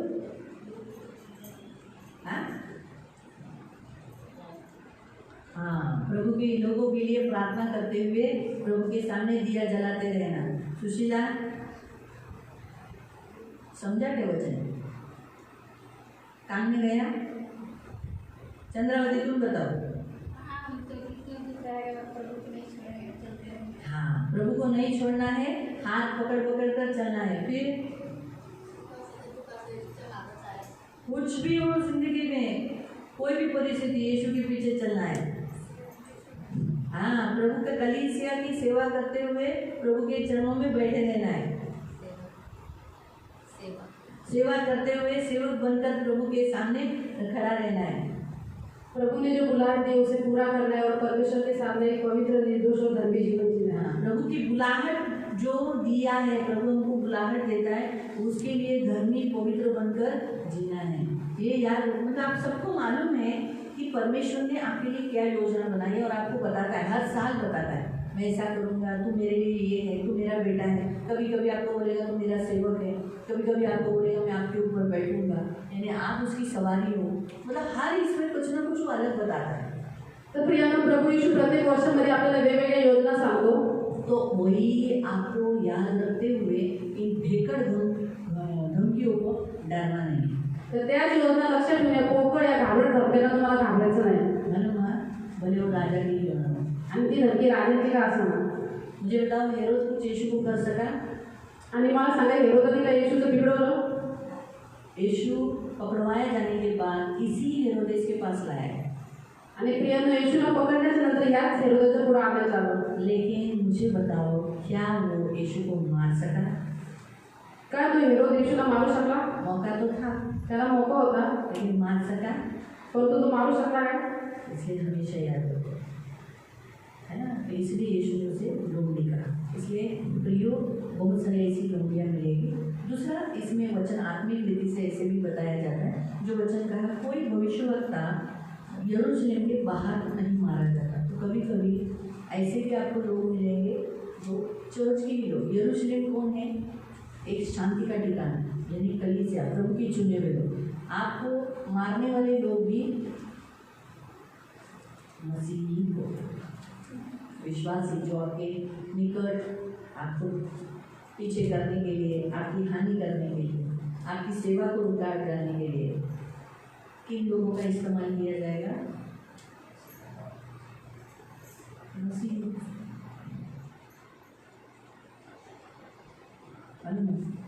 अगर अभी देखो मनुष्य ने कहा चाहे सुख हो दुख हो प्रभु के पीछे चलना है, तो उसको क्या किया जाएगा? उसका पति विश्वासी है, उसका पति, उसको मालूम है, दुष्ट को मालूम है इसको कैसे पीछे करना है, इसकी सेवा कैसे बंद करना है। इसके पति को दारू पिलाकर मार पीट कर इसको करेगा, तो ये क्या करेगी? दोनों में से किसको चुनेगी?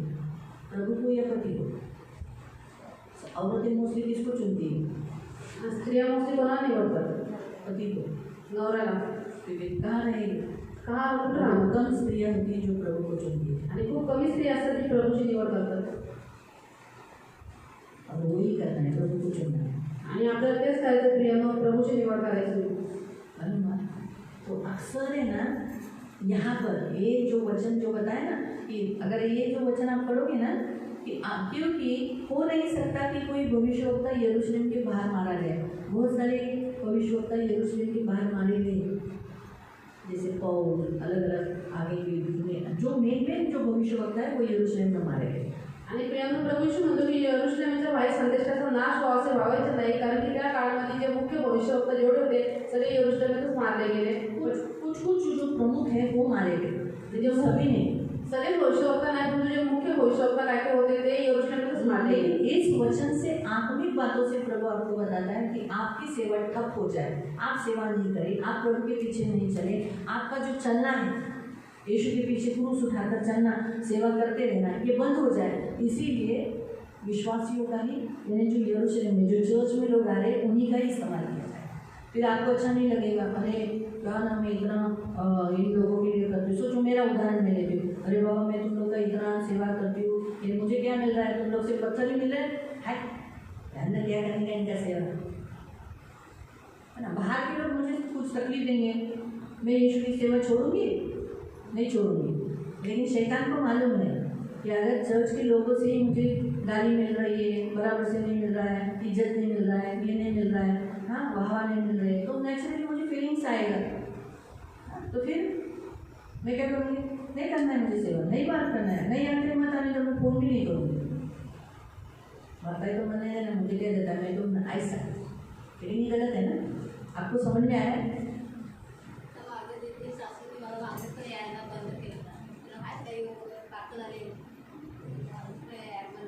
मालूम हुआ तो ये दुष्ट ऐसा करेगा, लेकिन हम नहीं करना, हम नहीं छोड़ना। हम क्या, अरे लोग हमारी वाह करे नहीं करे, सेवा किसकी कर रहे हैं?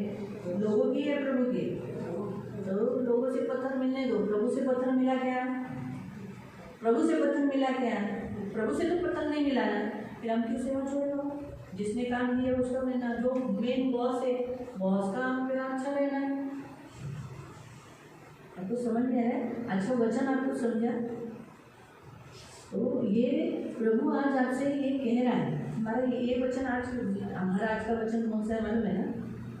आने का साइन था, लेकिन अचानक प्रभु ने बोला साइन को थोड़ा अगले हफ्ते में देखो, आज ये देखो, क्योंकि ये बड़ी ज़रूरी बात है, प्रभु हमें सिखा रहा है।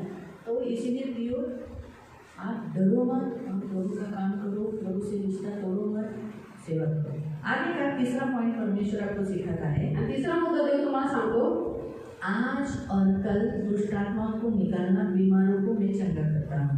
आणि आज आणि उद्या भूते काढतो व रोग्यांना बरे करतो।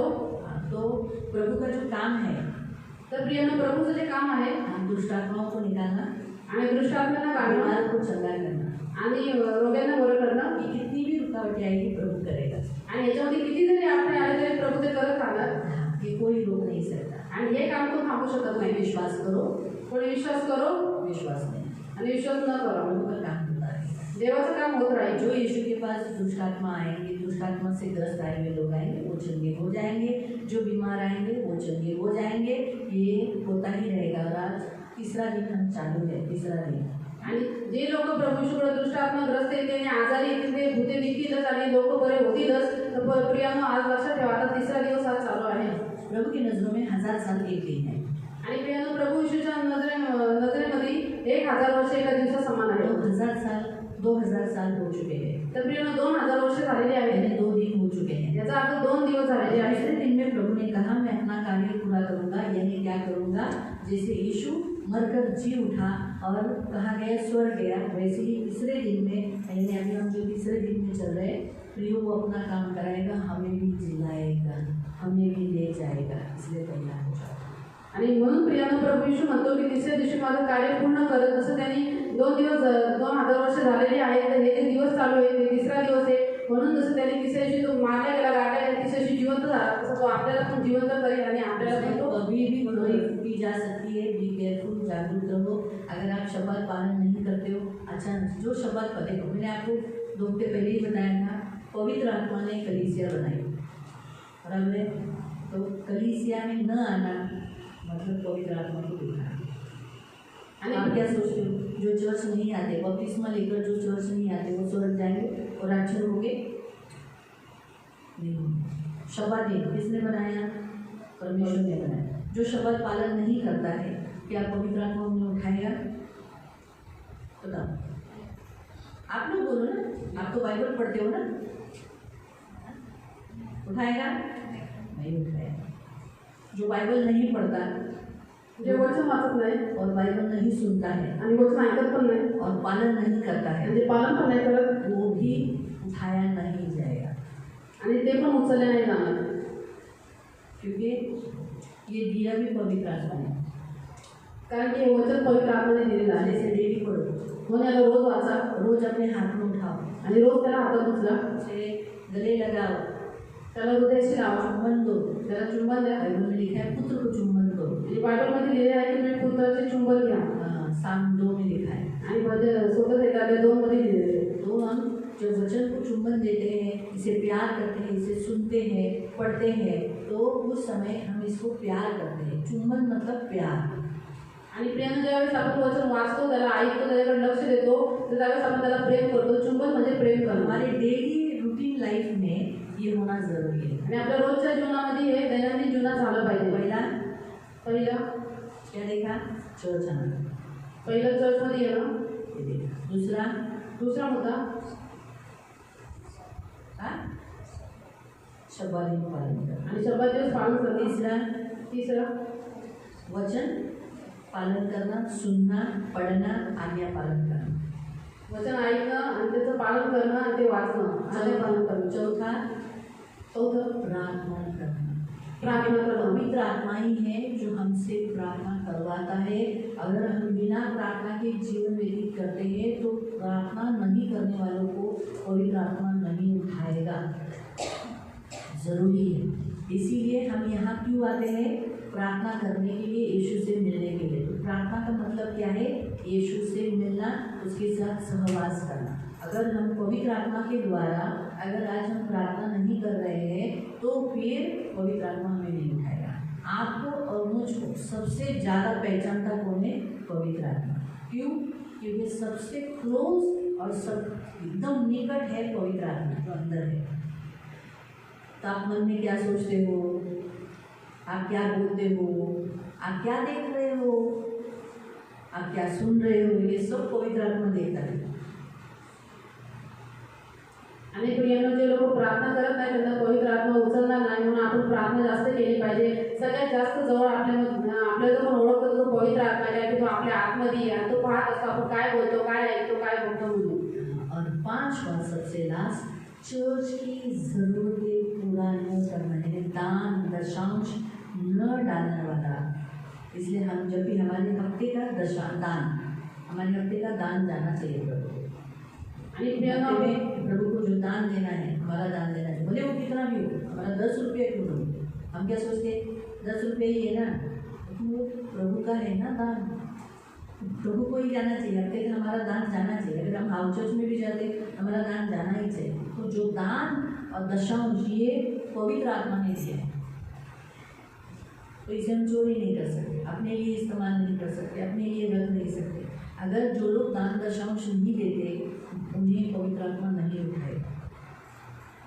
हम थोड़े से पैसों के लिए, हम थोड़ा सा पैसा हम सोचते हैं हमारा वो थोड़ा सा पैसा थोड़े दिन के लिए रहता है, लेकिन हम जो चोरी कर अगर उसे हम देते हैं, चोरी न करते हुए, हमारी जान बच जाती है, हम उठाए जाते हैं, है ना। तो हम क्या सोचते हैं, अरे बाबा दशांश क्यों देने का क्या जरूरत है, परमेश्वर के पास तो बहुत कुछ है ना, परमेश्वर के पास बहुत कुछ है। लेकिन फिर भी ये रूल है, बाइबल हमें बताता है हमें दान दशांश देना है। बीज बोने वाले को ऐसे ही लिखा ना, बोने वाले को वो क्या देता है, तो बीज मतलब क्या है, दशांश। जब बीज देता है, हमें देता है, यानी हमें कमाई देता है, तो कमाई में से बीज निकालो ना बाजू में। जब खेती आती है, खेती करने वाला जब कटनी करता है, तो सबसे पहला खेती करने वाला किसान पहले बीज बाजू में निकालता है, बीज खाता नहीं है। किसान जो सच्चा किसान होता है वो कभी बीज नहीं खाता, खाने के लिए नहीं रहेगा तो भी वो बीज नहीं खाता। लेकिन आज ऐसे चर्च में कितने लोग हैं जो दशांश खाते हैं, दशांश देते नहीं है। वो लोग क्या सोचते हैं, क्यों देंगे, किसको क्या मालूम है। हमारे यहाँ तो थोड़ी लिख के लेते हैं, रजिस्टर लाओ हर महीने में कर लिखो, या एनवलप के ऊपर तो लिखने की यहाँ कोई ये नहीं है। दूसरे कलीसिया में ऐसा नहीं है। दूसरे कलीसिया में आपको संडे को सिर्फ ऑफरिंग डालना, दशांश आपको पास्टर के हाथ में कोई अन्य दिन में, जब जिस दिन आपका एक फॉर्म भरा रहता है, उस फॉर्म पे आपका डेट लिखा रहता है कि दशांश का तारीख क्या है, उस दिन आपको आके दशांश देना है चर्च में आके, या फिर अकाउंट में डालना है। तो प्रियो, ये जिसके कारण कलीसिया चलती है।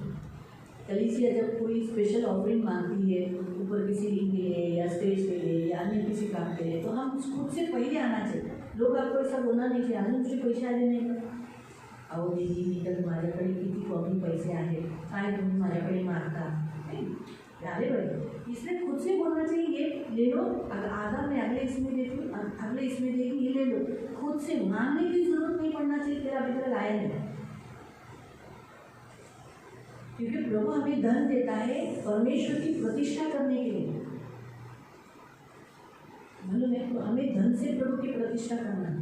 आणि म्हणूनच प्रियानो, आपल्या धनाद्वारे देवाची प्रतिष्ठा करायची, मंडळीच्या प्रती जे आपले कर्तव्य जबाबदार आहेत, दान दशांश ते पार पाडायचे आणि आपल्या आत्म्याला आपण नरकात जाण्यापासून वाचवायचे। आप ऐसा मत सोचो आपका थोड़ा सा चंद पैसा इससे क्या होने वाला है, इसके लिए से आपको ऐसा लग रहा है, लेकिन वो प्रभु का है। वो क्या बोलता है, तुम्हारा चंद पैसा वो मेरा है ना, बीच में तो मेरा है, वो तुम क्यों सोचते वो कम है मैं क्यों डालूं, वो प्रभु का है तो प्रभु को डालो।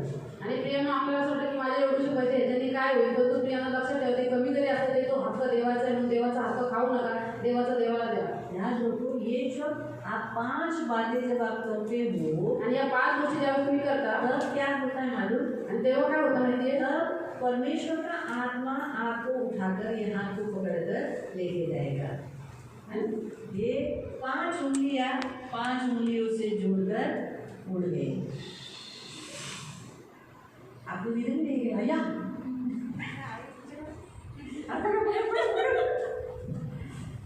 और प्रिय जेव्हा आपण या 5 गोष्टी करतो त्यावेळेस देवाचा आत्मा आपल्याला घेतो आणि आपल्याला रॅप्चर करतो, म्हणून लक्षात ठेवा. ये जरूरी है. आणि प्रिय या गोष्टी खूप गरजेच्या तो आहेत. इसीलिए चर्च के प्रति अपना कर्तव्य करते रहो.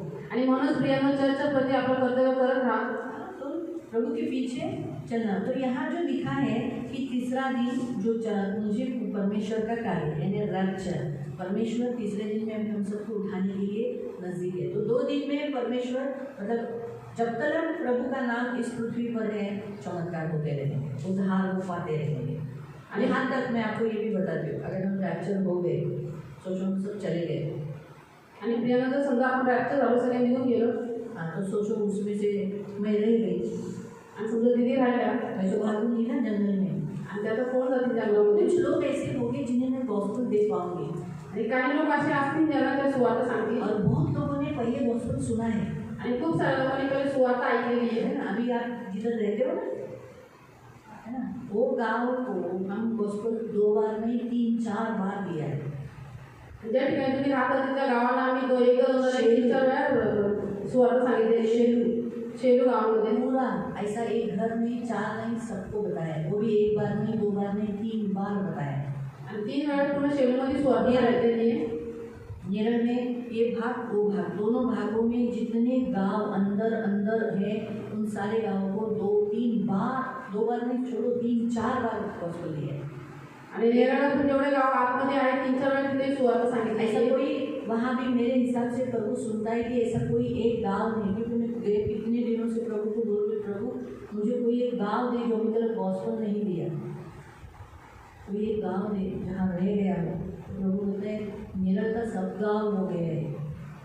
प्रियांनो प्रभूने तिने सांगितलं की नेरळाचे सगळे गाव झालेले आहेत. भले भिवपुरी से कोई नहीं आता, लेकिन भिवपुरी के भी सारे गांव किए. आणि भले प्रियांनो भिवपुरीतून कोणी येत नाही, भिवपुरीचे सगळे गाव केलेले आहेत. वहाँ एक पहाड़ पर एक ही फैमिली थी, उस एक फैमिली के लिए पहाड़ पर भेजा था. आणि तिथे एका डोंगरावरती एकच घर कुटुंब राहायचं, त्या एका कुटुंबासाठी पण तिथे पाठवलेलं डोंगरावरती. और उस समय पर वो लोग गिरने भी वाले थे उस पहाड़ से, आणि त्यावेळेस ते त्या डोंगरावरून पडणार होते. लेकिन प्रभु ने बचाया. देवाने वाचवलं. सब कुछ वो पहाड़ से वो लोग पहले बहुत भटके भटके भटके भटके आणि त्या डोंगरावरती पहिले खूप भटकले. भटके, इसलिए दोपहर होकर गया. म्हणून दुपार होऊन गेली, लेकिन एक रास्ता ही नहीं मिल रहा था वहाँ तक पहुँचने के. परंतु त्यांना तिकडून जायला मार्गच भेटत उन्होंने नव्हता. प्रार्थना की. त्यांनी प्रार्थना केली. अब क्या मालूम एक आदमी आया आणि काय माहिती कसं एक माणूस आला और वो बोला, अरे काय यार तुम्ही अशा भन्नाट जंगलामध्ये तुम्ही 2 जण गेले. और उसने कहा कि एक भयानक सुनसान जंगल में तुम दोनों लड़कियां हो. बोले हमको उधर वो गाँव में जाना है. तर ते म्हणे की आम्हाला घरात जायचे. बोले चलो मैं आपको लेके जाता हूँ. आणि माणूस स्वतःचा वेळ घेऊन जातो. और वहाँ तक वो लेके गया. आणि तिथपर्यंत तो घेऊन गेला. और वो बोला आगे हो जाओ मैं आता हूँ, और पीछे से वो गायब हो गया. आणि तो म्हणला की पुढं वा मी येतो म्हणून मागून, आणि मागूनच तो अचानक गायब झाला. चमत्कार, वो शॉक हो गए कि कहाँ गए. अभी भागेगा तो कितना भागेगा ना, दिखाई देगा ना, हाँ बाबा भाग रहा है. शॉक, गायब हो गए. और वहाँ गए तो देखा कि एक ही घर था. आणि ते सुवार्थी गायब झाले. आणि ते सुवार्थी शॉक झाले की हा माणूस गायब कसा झाला म्हणून. परंतु पुढे जाऊन पाहिलं ते एकच घर होतं. एक घर, लेकिन वो एक घर के लिए प्रभु इतना दूर तक लेकर गया. मैं ये कभी गवाही नहीं भूलूंगी ये बात जो प्रभु ने किया, खास करके भिवपुरी एरिया में.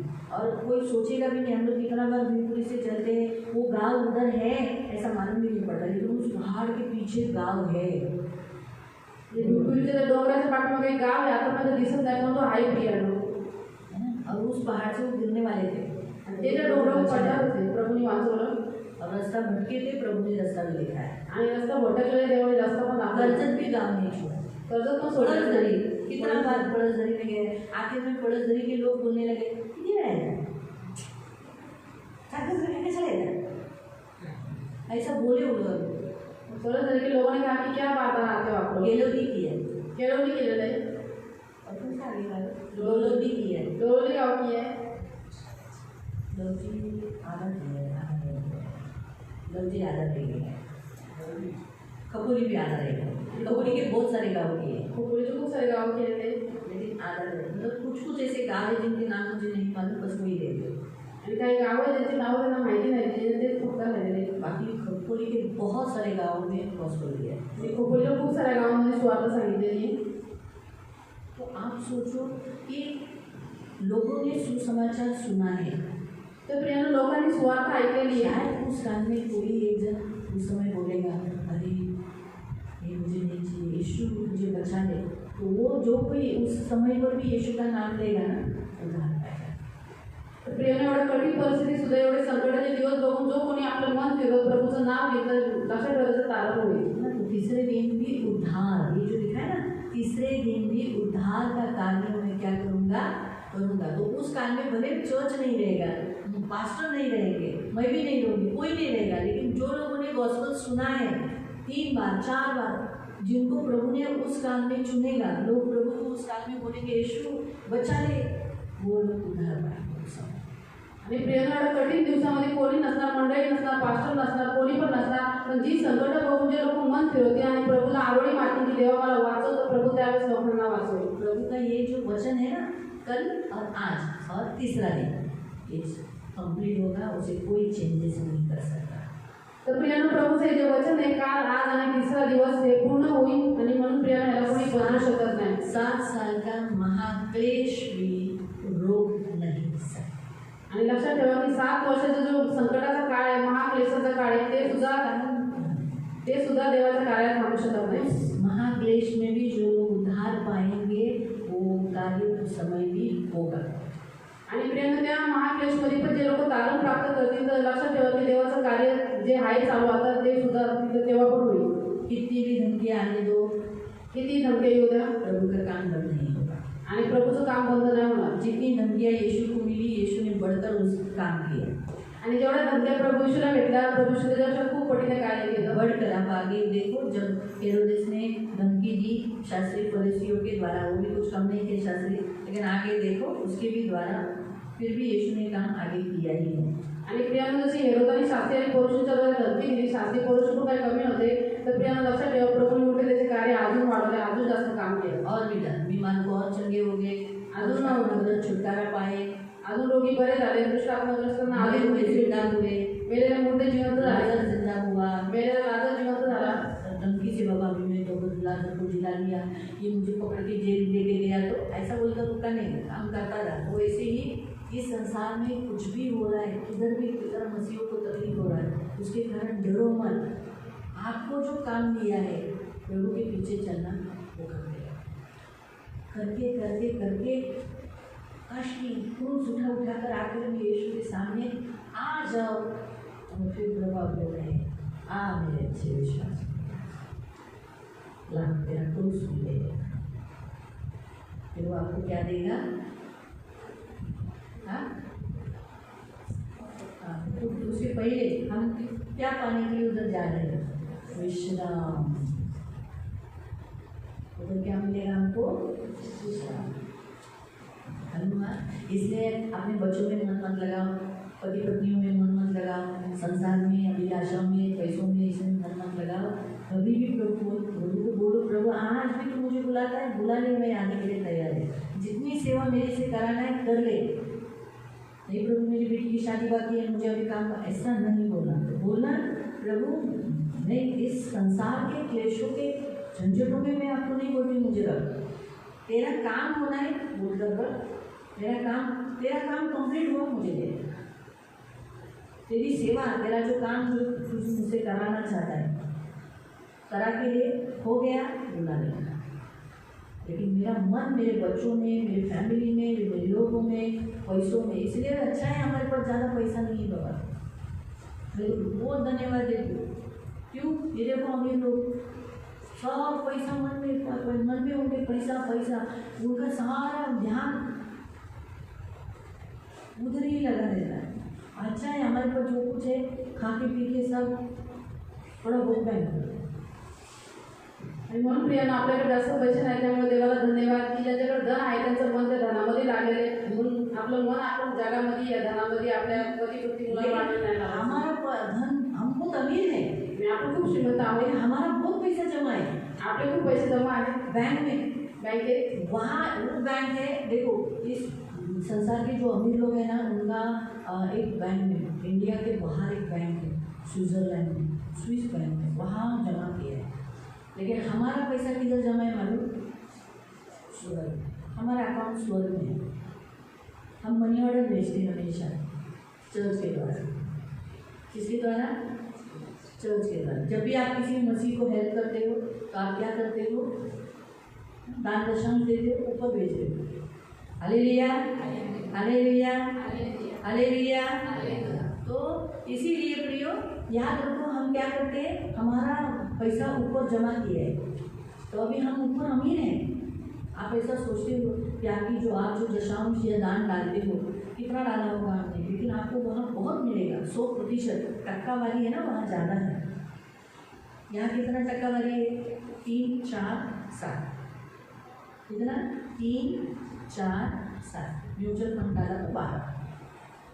इतना ही है टक्का वाली, ज़्यादा नहीं है। लेकिन उधर कितना है? 30, 60, 100।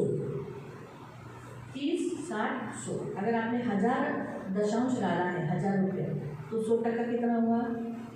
फिर 1000 रुपये जर तुम्ही दशांश टाकले 100% किती होतात? बताओ।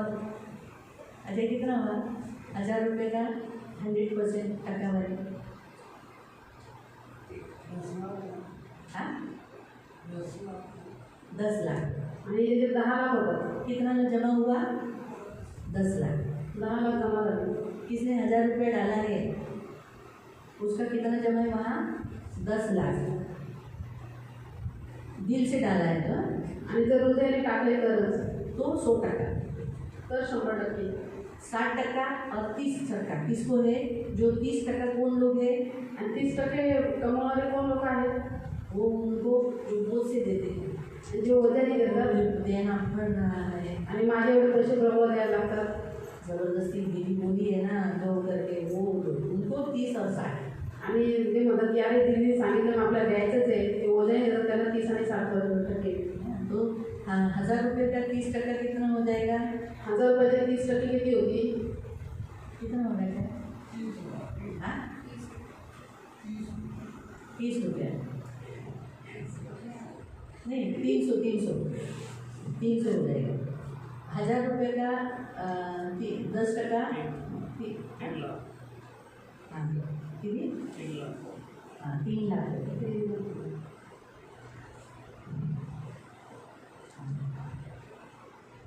तो आप सोचो, ये आपको ये सोचना है। आप तो आप कौन अमीर है मुझे बताओ, आप में और अंबानी में, या जो भी यहाँ इस पृथ्वी का अमीर व्यक्ति है जिसका स्विस बैंक में जमा है, वो अमीर है या आप अमीर हो?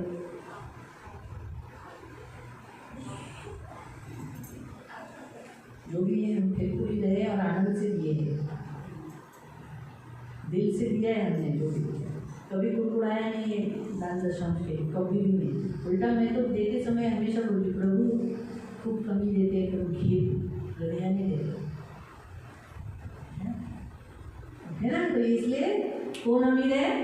आणि म्हणून प्रियांका कोण कभी शब्द अपने आहे? आपको गरीब नहीं बोलना। म्हणून कधी स्वतःला गरीब बोलू नका। ठीक है, अभी आप वहाँ से निकाल नहीं सकते, आता ठीक आहे, ते बँकेतून तुम्ही काढू नाही शकत, लेकिन आप वहाँ जब पहुँचोगे तब आप निकाल पाओगे। आणि ज्यावेळेस तुम्ही तिथे स्वर्गात पोहोचाल त्यावेळेस तुम्ही ते काढू शकता। क्यों? अभी क्यों नहीं निकाल सकते? का आत्ताच का नाही काढू शकत? हाँ? आप वहाँ जाएंगे, आपको वहाँ रहना है हमेशा के लिए, वहाँ धन की ज़रूरत है, इसलिए आपको वहाँ मिलना है। और अभी आप जो दे रहे हैं तो आपको प्रभु कितना दे रहा है? दबा दबा कर, हिला हिला कर आकाश खोलने तक। यानी आप भूखे हो क्या? अभी आपने जो दशांश डाला है, आणि प्रियांका तुम्ही जो दशांश टाकताय, आप भूखे रह रहे हो, तुम्ही का उपाशी राहताय? बताओ सही है? तो आपको प्रभु दे रहा है ना इधर भी।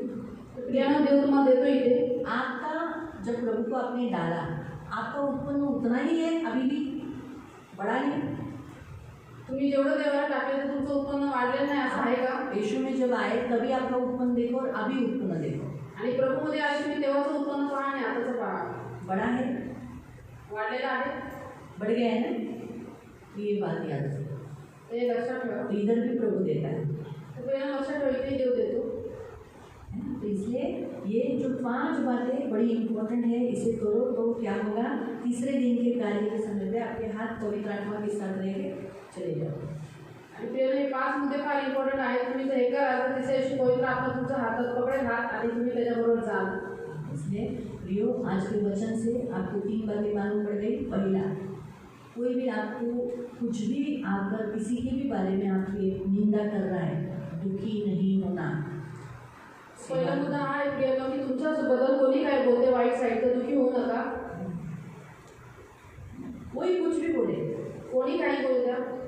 मुझे भी कल सुन, मुझे भी मेरे बारे में कल सुनने के बाद मुझे थोड़ा सा बुरा लगा था, लेकिन प्रभु ने अंदर से बोला, अरे है ना, ते काय माहिती आहे त्यांना अक्कल नाही आहे, अज्ञानी लोक असे असतात. तो मुझे ऐसे ही बात है, मुझमें उसमें फर्क है, मैं ज्ञानी हूँ अज्ञानी है, छोड़ दिया.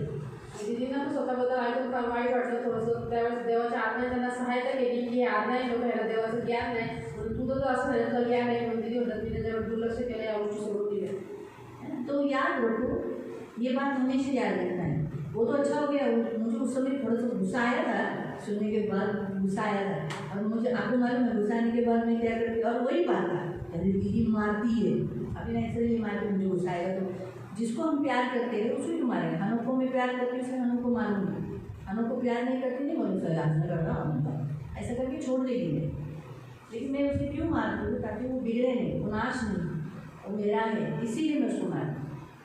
जिसको हम अपना कहते हैं उसी को हम मारते, उसी को हम डांटते, उसी को हम सीधा करना चाहते. आणि प्रियाने जेव्हा आपण आपल्या मदतदाराला आपण ओरडतो, आपण शिक्षा करतो, कारण की आपल्याला तो व्यक्ती नरकात गेलेला किंवा जर नाश झालेला आवडणार नाही म्हणून आपण त्याला सरळ करतो देवाच्या मार्गावर. जिसको डांटते नहीं, त्याला ओरडत नाही. मैं ऐसी चर्च में बहुत लोग हैं जिनको डांटते नहीं, कुछ भी करो. आणि असे मंडळीत खूप सारे लोक आहेत ज्यांना दीदी काय ओरडत नाही, त्यांनी काही करू दे. ऐसा ऐसा नहीं करना, ठीक है ना. हा मग तो सांगतात बोलून की हा असं करू नका, सोड देतो. ये फर्क मालूम रखो. तर हा फरक माहिती असला पाहिजे. तो फिर लेकिन परमेश्वर ने आत्मा ने तुरंत बोला, ज्ञानी अज्ञानी. तो जो लोग अज्ञानी होंगे वो आपके पास आके ऐसा लावालावी का काम करेंगे, आप भटकना नहीं. आणि ज्या लोकांना देवाचं ज्ञान नसेल, अज्ञानी असेल, ते तुमच्याकडे येतील आणि लोकांबद्दल सांगतील जो तुम्ही काम भटकू नका. करना है आपसे वो काम करते रहो. आणि तुम्हाला देवाने जे कार्य दिले ते कार्य पूर्णपणे करत राहा. दूसरा पॉइंट, दुसरा मुद्दा, आप कौन हो ये बात हमेशा याद रखना. तुम्ही स्वतः कोण आहात हे हमेशा लक्षात ठेवा. आप यहूदा के सिंह हो. तुम्ही यहूदा वंशाचा सिंह आहात. यहूदा के वंश का सिंह यीशु है, हम यीशु के सिंह हैं. आणि यहूदा वंशाचा सिंह प्रभु यीशु आहे, परंतु आपण प्रभु येशूच्या वंशाचे सिंह आहोत. तो हम उसके वंश के सिंह हैं, इसीलिए हम उस मसीह हैं. इसलिए पीछे से जो फॉक्सेस है, लोमड़ियाँ है, वो कुछ भी बोलती है, माइंड मत करो, ध्यान मत दो, अपना काम करो, सीधा प्रभु के साथ, प्रभु का हाथ पकड़ को जो काम अपने अभी बोला ना वो करते रहो. आणि प्रियानो, आपण प्रभु येशूचे सिंह असल्यामुळे आपण पाठीमागून जे बोलले आपल्याबद्दल बोलतात ते लक्ष देऊ नका. देवाचा हात पकडा, देवाने जे कार्य तुम्हाला देते ईमानदारीने पूर्ण करा. तीसरा, प्रभु का काम होता रहेगा. आप कोई भी संसार में रोकेगा, कुछ भी होगा, कोई प्रभु का काम को, कोई बड़े राजा भी, हेरोद उस काल का एक हस्ती थी, बड़ी हस्ती थी, वो गिरा दी गई. और फिर बोला ना, जो परमेश्वर ने कहा तेरे भाई बहन तेरे क्या हो जाएंगे, गुलाम हो गए, त्रास हो, आखिर में वैसे ही करवाया परमेश्वर. इसराइल के ऊपर हेरोद राजा बनने नहीं रहा. तो ये परमेश्वर है. उस काल का दी ग्रेट हेरोद बोला जाता था उसको, लेकिन उस ग्रेट हेरोद ने भी परमेश्वर यीशु का काम रोक नहीं पाया. जो आपको धमकी देता है मार डालूंगा, वो आपको मार नहीं सकता. परमेश्वर आपके लिए जो योजना बनाई वही होगा.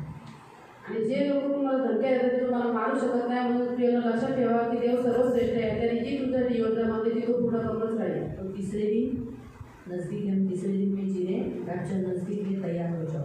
आणि म्हणूनच प्रिया, आपण तिसऱ्या दिवसामध्ये जगत आहोत, म्हणून रॅप्चर जवळ आहे, म्हणून आपलं स्वतः तयार करा. फिर से प्रभु आपको आने की चेतावनी दे रहा है. फिर से रैप्चर नज़दीक है, तैयार हो जाओ. पहला बात क्या करो, चर्च में आया करो, चर्च को प्यार करो. दूसरा, शब्बात दिन पालन किया करो.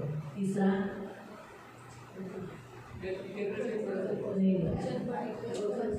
ये पढ़ना है, सुनना है, आज्ञा पालन करना है.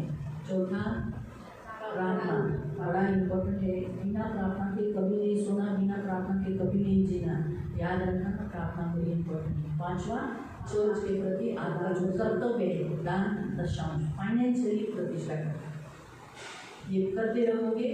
तीसरे दिन में आप प्रभु का कार्य पूरा होगा आपके लिए, मेरे लिए। या 5 वर्ष तुम्ही करत आहे तर प्रियाला लक्षात ठेवा, तिसऱ्या दिवशी प्रभूचं कार्य पूर्ण होईल तुमच्या आणि माझ्या सुद्धा जीवनात। आपका पैसा जहाँ जमा है, जैसे यहाँ अमीर लोगों का पैसा इधर है, इसलिए उनका मन इधर है, हमारा पैसा किधर है, ऊपर है। हमारा मन किधर होना चाहिए, जाना है मेरा। तो कितना मैंने अभी आपको बोला 10 लाख, इसका 10 लाख अभी आपने तो एक बार डाला 10 लाख, तो आपने कितना बार डाला होगा 1000 रुपया? तुम्ही किती वेळा दशांश टाकला असेल 1000 रुपये? एक ही बार डाला क्या? बहुत बार डाला है ना। प्रभु की दया से प्रभु ने आपको और मुझ में इतनी कैपेसिटी दिया कि हम 1000 से भी प्रभु के लिए दया से डाल रहे हैं, सही है। तो अगर 1000 डालने वालों को, 500 रुपये डालने वालों को अगर प्रभु इतना दे रहा है तो आपने कितना बार डाला है, तो आपका कितना है देखो अभी, आप खुद सोचो।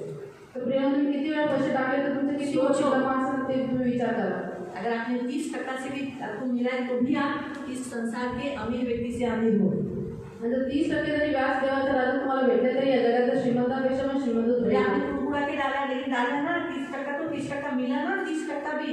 तर तुम्ही जरी कुरकुर करून ओल्याने टाकला असेल तरी 30% तर 30% भेटलं तुम्हाला व्याज। 100% तो नहीं मिला किसी को, लेकिन 30 मिला बिना ब्याज का। प्रभु स्वर्ग में नहीं है, देखो 30, 60, 100। आणि देवाने बिना व्याजाचं स्वर्ग ठेवलेलं नाहीये, परंतु 30, 60 आणि 100% ठेवलेले आहेत। तो इसलिए आप सबसे अमीर हो, वही पर मुझे लेना है वो पैसा, मुझे जाना है उधर, और मुझे चाहिए।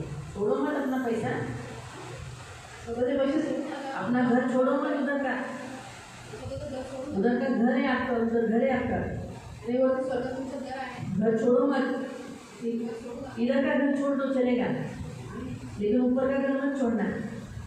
आणि इथलं घर सोडा, परंतु वरचं घर सोडू घर है नका। वो, सोने का घर है वो, ते बहुत म्हणजे सोन्याचं घर आहे, रास्ता सोने का है सारा रस्ता सोन्याचा आहे ना। ना। तो सोचो आपका घर कितना अच्छा होगा। तुमचं घर घर छोड़ना नहीं ऊपर का। आणि बोला तो पैसों के लिए, कुछ पैसे काम के लिए, इसके लिए, बीवी के लिए, बच्चों के लिए, इसके लिए छोड़ो मत, उनको छोड़ दो, वो मत छोड़ो। आणि कुठल्याही गोष्टी स्वर्ग सोडू नका, परंतु त्या गोष्टी सोडा। इसको मूर्ख बोलते हैं, लेकिन ये बुद्धिमान है। लोक यांना मूर्ख म्हणतात, मनुष्य प्रभु के राज्य में वो बुद्धिमान है। आणि प्रभूचं वचन म्हणते की त्या देवाच्या राज्यात बुद्धिमान आहे। इसका घर सबसे बड़ा है, पर प्रभु ने जो उसने उस घर को पकड़ा। आणि त्यांचं घर सगळ्यात मोठं आहे, ज्याने स्वर्गाला पकडले। इस संसार में संसार सब कुछ इधर ही रख के जाना है, प्रभु पकड़ के रखना है। प्रभु है, एक दिन इसका पति, इसकी सास, इसके बच्चे सब बदलेंगे, जरूर बदलेगा, प्रभु करेगा, लेकिन ये प्रभु को पकड़ के रखना है। इसने प्रभु को पकड़ा, ये बुद्धिमान से है, इसने घर बांधा है। सच जो लोगों को दिख रहा है इसका घर टूट गया, नहीं, मैं आपको बोलती हूँ इसका घर बन गया है, इसका घर बांधा हुआ है। राजमिस्त्री इसका घर बांधा है, ऊपर भी और नीचे भी। आपको मालूम हुआ? तो अपना ऊपर का जगह नहीं छोड़ना। प्रभु क्या बोला, मैं जगह तैयार करने जा रहा हूँ, जगह भी नहीं छोड़ना, घर भी नहीं छोड़ना। आप अपना पृथ्वी का काम छोड़ोगे क्या? तुम्ही तुमचं पृथ्वीचं काम सोडाल का? अकाउंट, आपका अकाउंट का पैसा आप जाने दोगे क्या? तुमच्या अकाउंटमध्ये पैसे तुम्ही जाऊन द्या, जो एक कागज है, आणि जो एक कागद आहे छोड़ जाने दोगे? जाऊन द्या। भले 1000 रुपये मुझे दो, लेकिन वो आपका बोलेंगे मुझे नहीं, मेरा 1000 रुपये है, दे दो दे दो, छोड़ेंगे?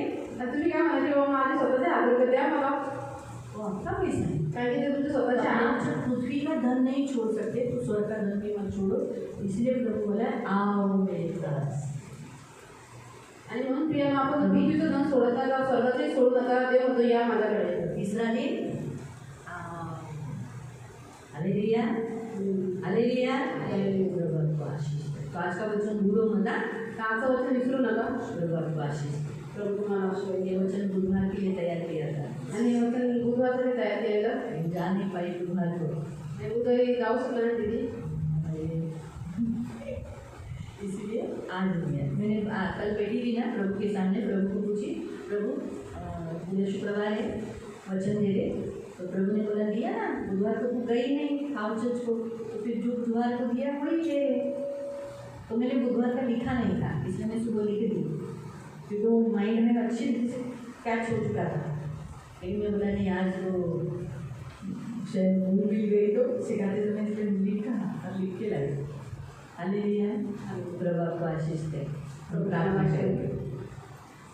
पवित्र पवित्र करुणा में प्रेमी पिता प्रभु, बहुत सालों से मुझे इस वचन को पढ़ते समय बहुत प्रश्न थे, ऐसा तुमने क्यों कहा, ऐसा क्यों कहा, इसका मतलब क्या है, मतलब क्या है। आखिर में प्रभु तुमने मंगलवार को इसका मीनिंग बता दिया प्रभु। मैं बहुत धन्यवाद देती हूँ पवित्र आत्मा, थैंक यू पवित्र आत्मा, बहुत अच्छे हो मेरे राजा प्रभु, कोटि कोटि धन्यवाद देते हैं। उद्धार देने वाले पवित्र सेनाधीश पिता अब्बा, बहुत पवित्र और बहुत अच्छे परमेश्वर, आपके जैसा कोई नहीं मेरे राजा मेरे मन पवित्र सेनाधीश पिता प्रभु।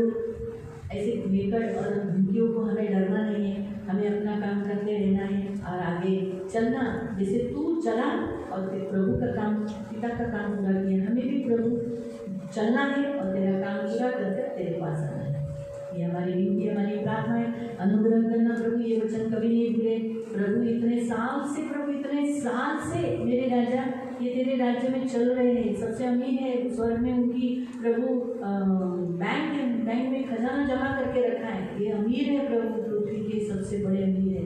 इसलिए प्रभु इनका मन स्वर्ग की बातों पर लगने के लिए सहायता करना, कभी पृथ्वी पर नहीं लगाने देना, कभी अपने आप को संसार के झंझटों में फंसने नहीं देना। बस पहला काम प्रभु, कुछ भी सुबह उठते ही पहला सोच प्रभु, सोते समय भी सोच प्रभु, हर काम करते समय पहली सोच प्रभु आनंद।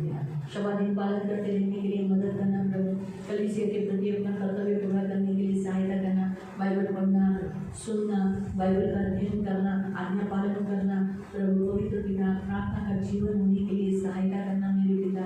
शबा दिन पालन करने के लिए जो इन्हें कृपा प्रदान करना प्रभु, कोई भी बात इनसे चुके नहीं, सहायता करना, इनकी सुधी लेना, इनकी रक्षा करना, धन मान सम्मान से दीर्घायु से रखना, सदा आनंदित रखना प्रभु। बड़े प्रभु आज थोड़ा टाइम पकड़ा वचन के लिए, लेकिन प्रभु आज जो तुमने सिखाया प्रभु, पवित्र पिता हमसे बात की है, हमें तुम्हें उत्साहित किया है, हम कभी भी तुझसे दूर नहीं हो प्रभु। सुधी लेना, रक्षा करना, ये मेरी विनती, मेरी प्रार्थना है, अनुग्रह करना, इन्हें शक्ति बल देना प्रभु। और आज के वचन में जैसे तुमने कहा ना कि आज और कल 2 दिन प्रभु ने कहा कि दुष्ट आत्माओं को छुटकारा दूंगा और बीमार चंगे होते जाएंगे, तो प्रभु आगे के लिए भी वचन स्वीकार करते हैं प्रभु। दुष्ट आत्मा से मुक्त होने के लिए, बीमारी से चंगा हो जाने के लिए उसे कृपा प्रदान कर और तेरा कार्य उसके जीवन में पूरा कर। आज वो तीसरे दिन के इसमें तेरा कार्य उद्धार होने के लिए, एक अच्छी गवाही बनने के लिए कृपा प्रदान कर, यीशु के नाम से धन्यवाद देते पिता। आपका लंबा हम सब पर आपका लंबा प्रभु। छोटे बच्चों को